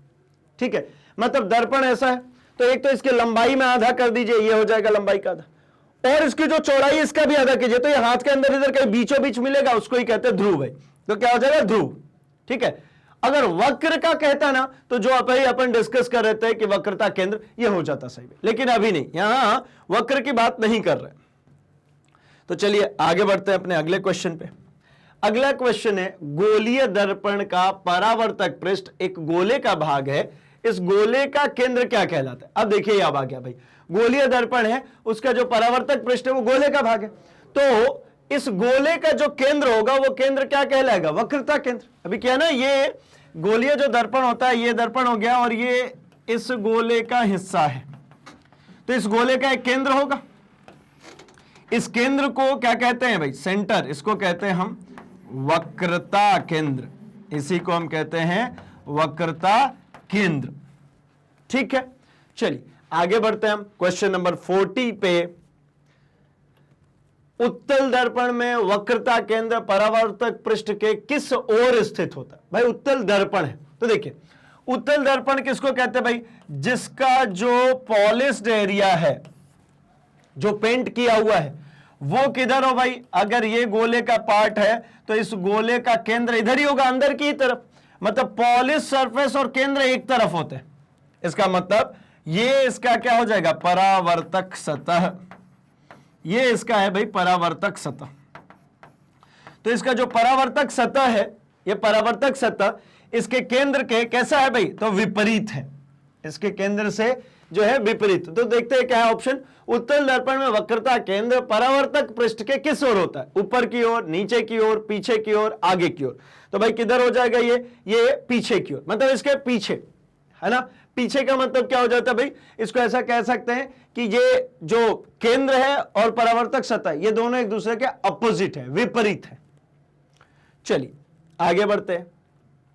गोलीय दर्पण के ध्रुव तथा वक्रता त्रिज्या से गुजरने वाली एक सीधी रेखा को क्या कहते हैं? गोलीय दर्पण का ध्रुव और वक्रता त्रिज्या, देखिए ये हमारा गोलीय दर्पण,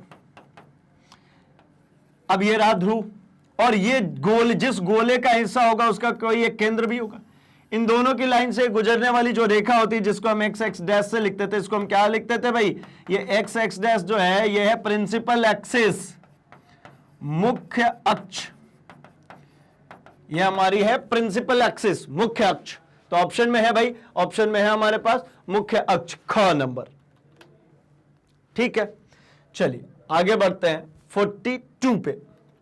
42 में कह रहा है कि अवतल दर्पण या उत्तल दर्पण पर मुख्य अक्ष के समांतर कुछ किरणें परावर्तित होने के बाद एक बिंदु पर मिलती है या एक बिंदु से आती हुई प्रतीत होती है, बिंदु क्या कहलाता है? देखिए भाई, ये तो सीधे सीधे डेफिनेशन हो गया किसका? फोकस का। क्या कहना चाह रहे हैं?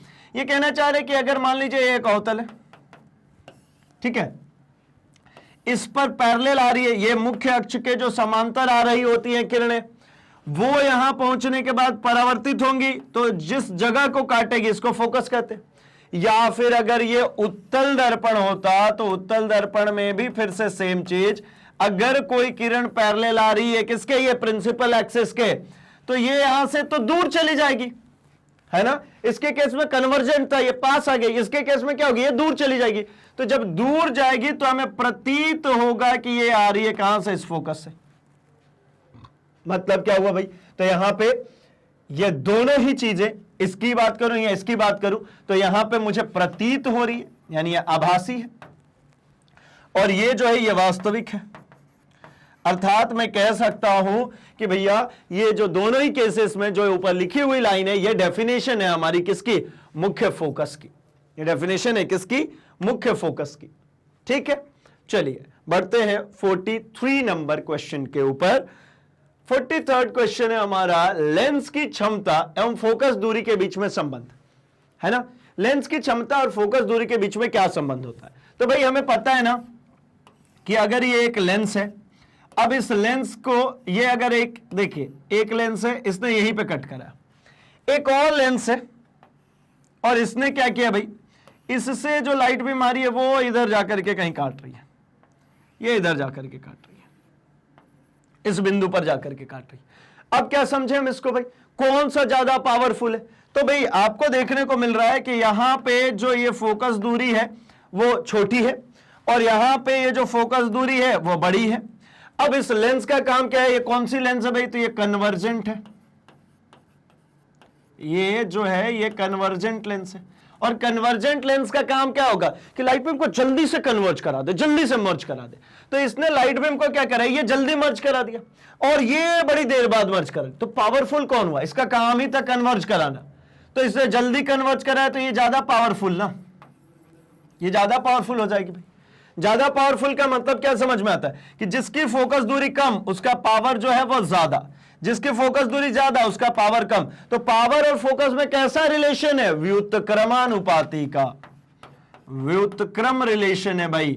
मतलब क्या, power is equals to 1 upon focus दूरी, या यूं कह लो कि फोकस दूरी is equals to 1 upon power, focus दूरी is equals to 1 upon power भी कहा जा सकता है भाई।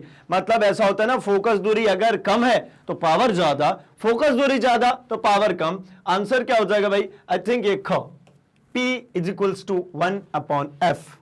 क्रॉस वेरीफाई कर लेते हैं, बिल्कुल सही है भाई। ठीक है, समझ में भी आया होगा कि क्यों कहते हैं। बढ़ता हूं मैं अपने क्वेश्चन नंबर 44 पे। 44th क्वेश्चन कह रहे भाई कि एक अवतल दर्पण की फोकस दूरी कैसी होती है। अगर कोई अवतल दर्पण है तो उसकी फोकस दूरी कैसी होगी, तो भाई अवतल दर्पण है तो इसकी फोकस दूरी ऐसा है कि ये सदैव ऋणात्मक, सदैव धनात्मक, धनात्मक जब प्रतिबिंब वास्तविक है और ऋणात्मक जब प्रतिबिंब वास्तविक है, नहीं भाई सदैव धनात्मक, है ना। ये ऑप्शंस नहीं हो सकते क्योंकि अवतल दर्पण है ये ना। अवतल दर्पण में क्या होता है भाई, प्रकाश आएगी समांतर तो काटने के बाद यहीं पे आकर के मिलेगी सामने ही।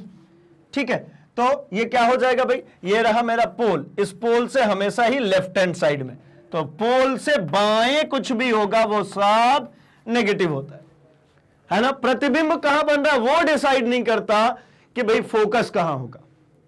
ठीक है ना, तो मतलब आंसर ख। बढ़ते हैं 45th, अवतल दर्पण निम्नलिखित में से किस स्थिति में आभासी तथा सीधा प्रतिबिंब बनाता, कौन सी ऐसी कंडीशन है जिसमें अवतल दर्पण आभासी भी बनाएगा और सीधा भी बनाएगा। तो भाई जो छठवां केस है, जब हम रख दें उसको P और F के बीच में तो वो बनाता है भाई आभासी और सीधा। ये रहा अवतल, इसको अगर फोकस के अंदर मैंने यहां पे रखा तो एक किरण तो ये वक्रता केंद्र से होकर के जाती है, टकराई और वापस इसी पे लौट आई, और दूसरी जो किरण होती है भाई वो दूसरी किरण ये गई और ये बाहर निकल गई। अब अगर मैंने इसको भी पीछे की तरफ और इसको भी पीछे की तरफ बढ़ाया तो यहां पे मेरे को एक आभासी प्रतिबिंब देखने को मिलता है। ये जो प्रतिबिंब है A', B', इस AB ऑब्जेक्ट की आभासी प्रतिबिंब है। तो ये कौन सा केस है भाई, ये फोकस और पोल के बीच में रखा है ऑब्जेक्ट, तब फोकस और पोल के बीच में ऑब्जेक्ट रखेंगे तो इसकी आभासी प्रतिबिंब बनेगी, दर्पण के पीछे बनेगी, आवर्धित बनेगी और सीधी बनेगी। तो आंसर जब बिंब P और F के बीच में रखी जाए। बढ़ते हैं अपने क्वेश्चन नंबर 46 की तरफ। 46 कह रहा भाई कि अवतल दर्पण किस स्थिति में समान साइज का प्रतिबिंब बनाता है। भाई अवतल दर्पण है, किस स्थिति में समान बनाएगा, तो हमें उस टेबल से याद है कि भाई क्या होता है, जब वो अनंत पे होता है ना तो फोकस पे बनता है बिंदु आकार, जब अनंत से आगे आता है तो थोड़ी सी इमेज क्या होती है, बड़ी होती है। फिर उसके बाद क्या होता है भाई, जब वो सेंटर ऑफ कर्वेचर पे आ जाए, वक्रता केंद्र पे आ जाता है, तो प्रतिबिंब भी वक्रता केंद्र पर बनती है। कैसी बनती है भैया, तो बराबर बनती है, उल्टी बनती है, वास्तविक बनती है। तो मतलब जब वस्तु कहां हो, वक्रता केंद्र पर, वक्रता केंद्र पर ही रखेंगे तो प्रतिबिंब भी वक्रता केंद्र पर बनेगी और समान साइज की बनती है। ठीक है ना। चलिए, यही चीज अगर लेंस में होता, अगर उत्तल लेंस में बात होता तो 2f पे वस्तु रखते, प्रतिबिंब 2f पे ही बनता और समान साइज का बनता। 47वें क्वेश्चन की बात कर लेता हूं मैं। दूरस्थ वस्तुओं का प्रतिबिंब कहां बनता है भाई, दूरस्थ वस्तु जो दूर है वस्तु, तो दूर है वस्तु तो उससे जो लाइट बीम आती है उसको क्या मानते हैं भाई, तो हम मानते हैं मुख्य अक्ष के समांतर आ रही है ना। दूर है कोई वस्तु तो उसकी लाइट बीम कहां मानते हैं भाई, तो हम मानते हैं, मान लीजिए लेंस है, तो लेंस से ये लाइट बीम आ रही है, कहां मानते हैं भाई, ये समांतर आ रही है किरण, तो ये कहां पे जाकर के मिलेगी, मुख्य अक्ष के समांतर आने वाली किरणें फोकस पे मिलेंगी या मिलती हुई प्रतीत होंगी, ये हो, या फिर आपका ये अवतल लेंस हो, ये आई, ये बाहर चली गई, कहां से आती हुई प्रतीत होती भाई, इस फोकस से। या फिर आप बात कर लीजिए दर्पण में भी, लीजिए ये रहा मेरा दर्पण, तो इसके केस में भी अगर समांतर आएगी तो कहां से होती हुई जाती है, फोकस से। ये देखिए, सिर्फ यही नहीं, अगर ये हमारा उत्तल दर्पण होगा तो भी ये लाइट बीम आएगी, ये चली गई तो आती हुई प्रतीत होती इस फोकस से। सिंपल सॉर्टेड, मतलब कहां पे आके बनेगी इमेज भाई, फोकस पे। जो ग ऑप्शन है ये हमारा सही आंसर है, वो फोकस पे बनेगी इमेज। बढ़ते हैं अपने 48 नंबर क्वेश्चन पे, और भाई इसके भी आंसर आप कमेंट सेक्शन में लिखते चलिए। क्या है, एक बिंब को अवतल दर्पण के ध्रुव तथा फोकस के बीच रखा गया, अवतल दर्पण, तो प्रतिबिंब कहां बनेगा। अभी जस्ट बात करी हमने, दर्पण के पीछे बनता है, आवर्धित बनती है, दर्पण के पीछे बनती है, सीधी बनती है और काल्पनिक होती है। ठीक है, तो दर्पण के पीछे बन जाएगा भाई। नेक्स्ट क्वेश्चन पे बात करते हैं, क्वेश्चन नंबर 49। उत्तल दर्पण द्वारा बना प्रतिबिंब हमेशा कैसा होता है। तो उत्तल दर्पण जब भी बनाएगा तो कैसा बनाएगा भाई, आभासी, है ना, कैसा, आभासी प्रतिबिंब बनाएगा। और आकार में कैसा होता है भाई, उत्तल दर्पण है तो आकार में छोटा भी रहेगा, तो इसमें ऑप्शंस हो जाता है भाई कि आकार में छोटा होगा, आभासी होगा और सीधा होगा। ये तीनों ही ऑप्शन सही, आभासी भी है, सीधा भी है और आकार में छोटा भी है। ये हमारा उत्तल दर्पण है, इससे अगर कोई भी ऑब्जेक्ट यहां पर रखा है तो एक किरण तो हमें ऐसा प्रतीत होती है कि भैया ये जाकर के सेंटर ऑफ कर्वेचर पे काटेगी, लेकिन ये इसी पे गई और वापस इसी पे लौट जाएगी, और दूसरी जो लाइट बीम होती है ये गई और यहां से ये बाहर चली जाएगी, तो मुझे प्रतीत होता है कि ये फोकस से आ रही है। तो इन दोनों का जो इंटरसेक्शन पॉइंट है, जो दोनों का कटान बिंदु है, यहां पे बनती है प्रतिबिंब। तो ये कैसी है, छोटी भी है, सीधी भी है, और ये कैसी हो गई भाई, ये सीधी भी हो गई, छोटी भी हो गई, और ये काल्पनिक भी हो गई, आभासी भी हो गई। तो मतलब ये आभासी भी है, सीधी भी है और आकार में छोटी भी, यानी ये जो आंसर होगा इसका आंसर हो जाएगा भाई घ। तो अब बढ़ते हैं हम अपने क्वेश्चन नंबर 50 के ऊपर। कौन सा दर्पण केवल आभासी प्रतिबिंब बनाता है। ऑप्शन अवतल दर्पण, उत्तल दर्पण, समतल दर्पण, या फिर 2 और 3। 2 और 3 मतलब क्या भाई, जो हमारा उत्तल और समतल दर्पण है दोनों। तो हमें पता है आभासी प्रतिबिंब की बात हो रही है, तो जो समतल दर्पण है इसके केस में तो हमेशा ही आभासी बनता है भाई। आप कहेंगे उत्तल, इसमें भी हमेशा बनता है। अभी हम थोड़ी सी बात करते हैं अवतल की। तो अवतल में शुरू के जो 5 केसेस, मतलब फोकस से बाहर रखें, यानी फोकस से अनंत की तरफ में रखें, तो हमको वास्तविक देखने को मिलता है, और फोकस और पोल ध्रुव के बीच में रखते हैं तो मुझे आभासी मिलता है ना। तो मतलब यहां तो कहा जा रहा केवल, यानी वास्तविक बननी नहीं चाहिए, तो ये तो खत्म हो गया। इसका मतलब क्या हो जाएगा भाई, घ। 2 उत्तल और समतल दोनों से ही हमको जो प्रतिबिंब मिलता है वो कैसा मिलता है भाई, आभासी। ठीक है, चलिए बढ़ते हैं क्वेश्चन नंबर 51 की तरफ। एक बिंब को उत्तल दर्पण के अनंत तथा दर्पण के ध्रुव P के बीच में रखा गया है ना। उत्तल दर्पण के अनंत और दर्पण का ध्रुव P के बीच में रखा गया है, प्रतिबिंब कहां बनेगा। तो भाई जब उत्तल दर्पण के अनंत पे, है ना, और दर्पण के ध्रुव के बीच में कहीं पर भी आप रख दीजिए। उत्तल दर्पण है, इससे आप अगर कहीं पर भी रखेंगे तो हमेशा ही पोल और फोकस, ध्रुव और फोकस के बीच में बनेगा और दर्पण के पीछे होगा। उत्तल दर्पण जो होता है वो ऐसा होता है, इसके केस में वस्तु कहीं पर भी रखी हो, ये वस्तु कहीं पर भी रखी हो, मान लीजिए यहां पर रखते वस्तु, इससे बनने वाला जो प्रतिबिंब होगा ये देखिए ये यहां पे बनेगी इमेज, मतलब दर्पण के पीछे बनी तो आभासी ही होगी। और होता क्या हमेशा, ये है फोकस और ये है पोल, फोकस और पोल के हमेशा बीच में ही बनती है, ठीक है ना। तो मतलब जो घ आंसर है वो हो जाएगा, यानी पी और एफ के बीच में और दर्पण के पीछे, ये दोनों ही होगा भाई। बढ़ते हैं 52 पे। उत्तल दर्पण का उपयोग कहां किया जाता है? उत्तल दर्पण जो है इसका उपयोग कहां करेंगे भाई? सर्च लाइट में, वाहन के अग्रदीप में, वाहन के पश्च में, या सेविंग में? तो देखिए सर्च लाइट यहां पे जो किया जाता है वो अवतल किया जाता है ताकि वो फोकस कर सके एक जगह पे।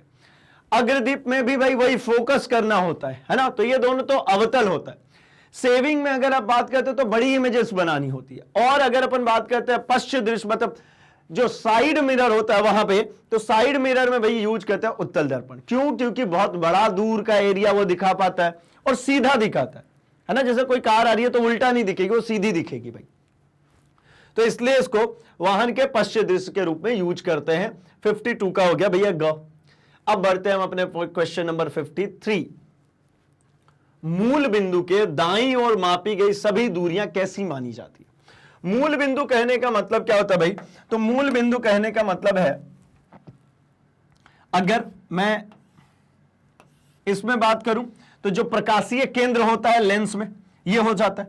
और अगर मैं बात करता हूं दर्पण में तो यहां पे जो ध्रुव होता है ये हो जाता है मूल बिंदु। तो इससे जो भी दाहिने होता है वो सब पॉजिटिव, भाई चिन्ह परिपाटी यही कहती है। यहां पर भी पोल से राइट हैंड साइड में जो कुछ भी होगा वो सब पॉजिटिव, लेफ्ट हैंड साइड में जो कुछ भी होता है वो कैसा होता है भैया? नेगेटिव। यहां पर भी लेफ्ट हैंड साइड में जो कुछ भी होगा वो कैसा होगा? नेगेटिव। अर्थात राइट हैंड साइड में ये सिर्फ और सिर्फ पूछा जा रहा है सभी दूरियां कैसे मापी जाती है? तो भैया धनात्मक। कैसी मापी जाएगी? धनात्मक मानी जाएगी। आगे बढ़ते हैं 54 पे। 54 है, आवर्धन के लिए गणितीय सूत्र कौन सा है? मतलब एच डैश से प्रतिबिंब की ऊंचाई को दर्शा रहे हैं और एच से बिंब की ऊंचाई। तो हमने तो याद किया है भाई, जब कभी भी आवर्धन आता है तो आवर्धन क्या होता है? मियो, MIO, मियो। मियो मतलब क्या भाई? M equals to I upon O. मतलब M इक्वल्स टू क्या? ऊपर हो जाएगा प्रतिबिंब, इमेज मतलब क्या? प्रतिबिंब, बटा ऑब्जेक्ट मतलब क्या? वस्तु। तो यहां पे हो गया प्रतिबिंब की ऊंचाई बटा में वस्तु की ऊंचाई। यहां पे हो जाता है प्रतिबिंब की ऊंचाई बटा में वस्तु की ऊंचाई। तो प्रतिबिंब की ऊंचाई कितनी है भैया? H dash. वस्तु की ऊंचाई कितनी है? H। तो H डैश अपॉन H। कौन सा ऑप्शन है भाई? तो मुझे दिख रहा है ख में, ये जो दिख रहा है सेगमेंट, ये कहां दिख रहा है भाई? ये ख में। तो ये हो गया हमारा सही आंसर 54 का ख। चलिए आगे बढ़ता हूं मैं 55। आवर्धन के मान में ऋणात्मक चिन्ह से ज्ञात होता है कि जो प्रतिबिंब है वो वास्तविक है भाई। अगर ऋणात्मक आता है m जो है, इसका मान अगर नेगेटिव आता है इसका मतलब वास्तविक है। अगर पॉजिटिव आता तो उसका मतलब काल्पनिक हो जाता। तो मतलब क्या है भाई? वास्तविक है। चलिए 56 की बात करता हूं मैं। निम्नलिखित में से किस किरण से पानी में टेढ़ी रखी कोई पेंसिल टूटी हुई प्रतीत होती? मतलब किसके कारण होता है ऐसा? तो भाई जो पानी के अंदर जब ग्लास में रखते हैं ना, ऐसा इसके अंदर भर दिया पानी, इसमें हमने एक पेंसिल रख दी, ये हमने भैया एक पेंसिल रखी ऐसा, तो ये पेंसिल जब पानी में जाएगी ना तो ऐसा दिखती है बेंड। अब ये बेंडिंग क्यों आता है भाई? क्योंकि प्रकाश के यहां पे क्या हो रहा है? इस जगह पे प्रकाश में हो रहा है हमारा, इस जगह पे हो रहा है हमारा प्रकाश में अपवर्तन। यहां क्या हो रहा है? अपवर्तन। अपवर्तन कैसे भाई? तो ये देखिए, मान लीजिए यहां से प्रकाश चलनी शुरू करी, तो प्रकाश जैसे ही यहां पे जाएगी इस सतह पे क्या ड्रॉ हो जाएगा भाई? एक अभिलंब। तो ये अभिलंब से दूर हो गई, क्योंकि ये पानी है तो ये सघन होगा, और इधर वायु है तो वायु है, मतलब ये कैसा होगा भाई? ये विरल होगा। तो जब कभी सघन से विरल की तरफ जाते तो अभिलंब से दूर हट जाते, तो भाई इसलिए टूटी हुई दिखती है, क्योंकि वो अपवर्तन हो रहा है, ये टेढ़ी दिखना है अल्टीमेटली। अब बढ़ते हैं हम अपने आखिरी क्वेश्चन 57 पे। आवर्धन के मान में धनात्मक चिन्ह से ज्ञात होता है कि जो प्रतिबिंब है वो कैसी है? आभासी। अभी हमने देखा था नेगेटिव, M जो होता है ये नेगेटिव है, इसका मतलब क्या हो जाता है भाई? वास्तविक। और अगर यही m जो है हमारा ये अगर पॉजिटिव आ गया, इसका मतलब हो जाता है आभासी, काल्पनिक। इसका मतलब आभासी हो जाता है, काल्पनिक हो जाता है। तो ये हो गया भाई यहां तक के आंसर्स।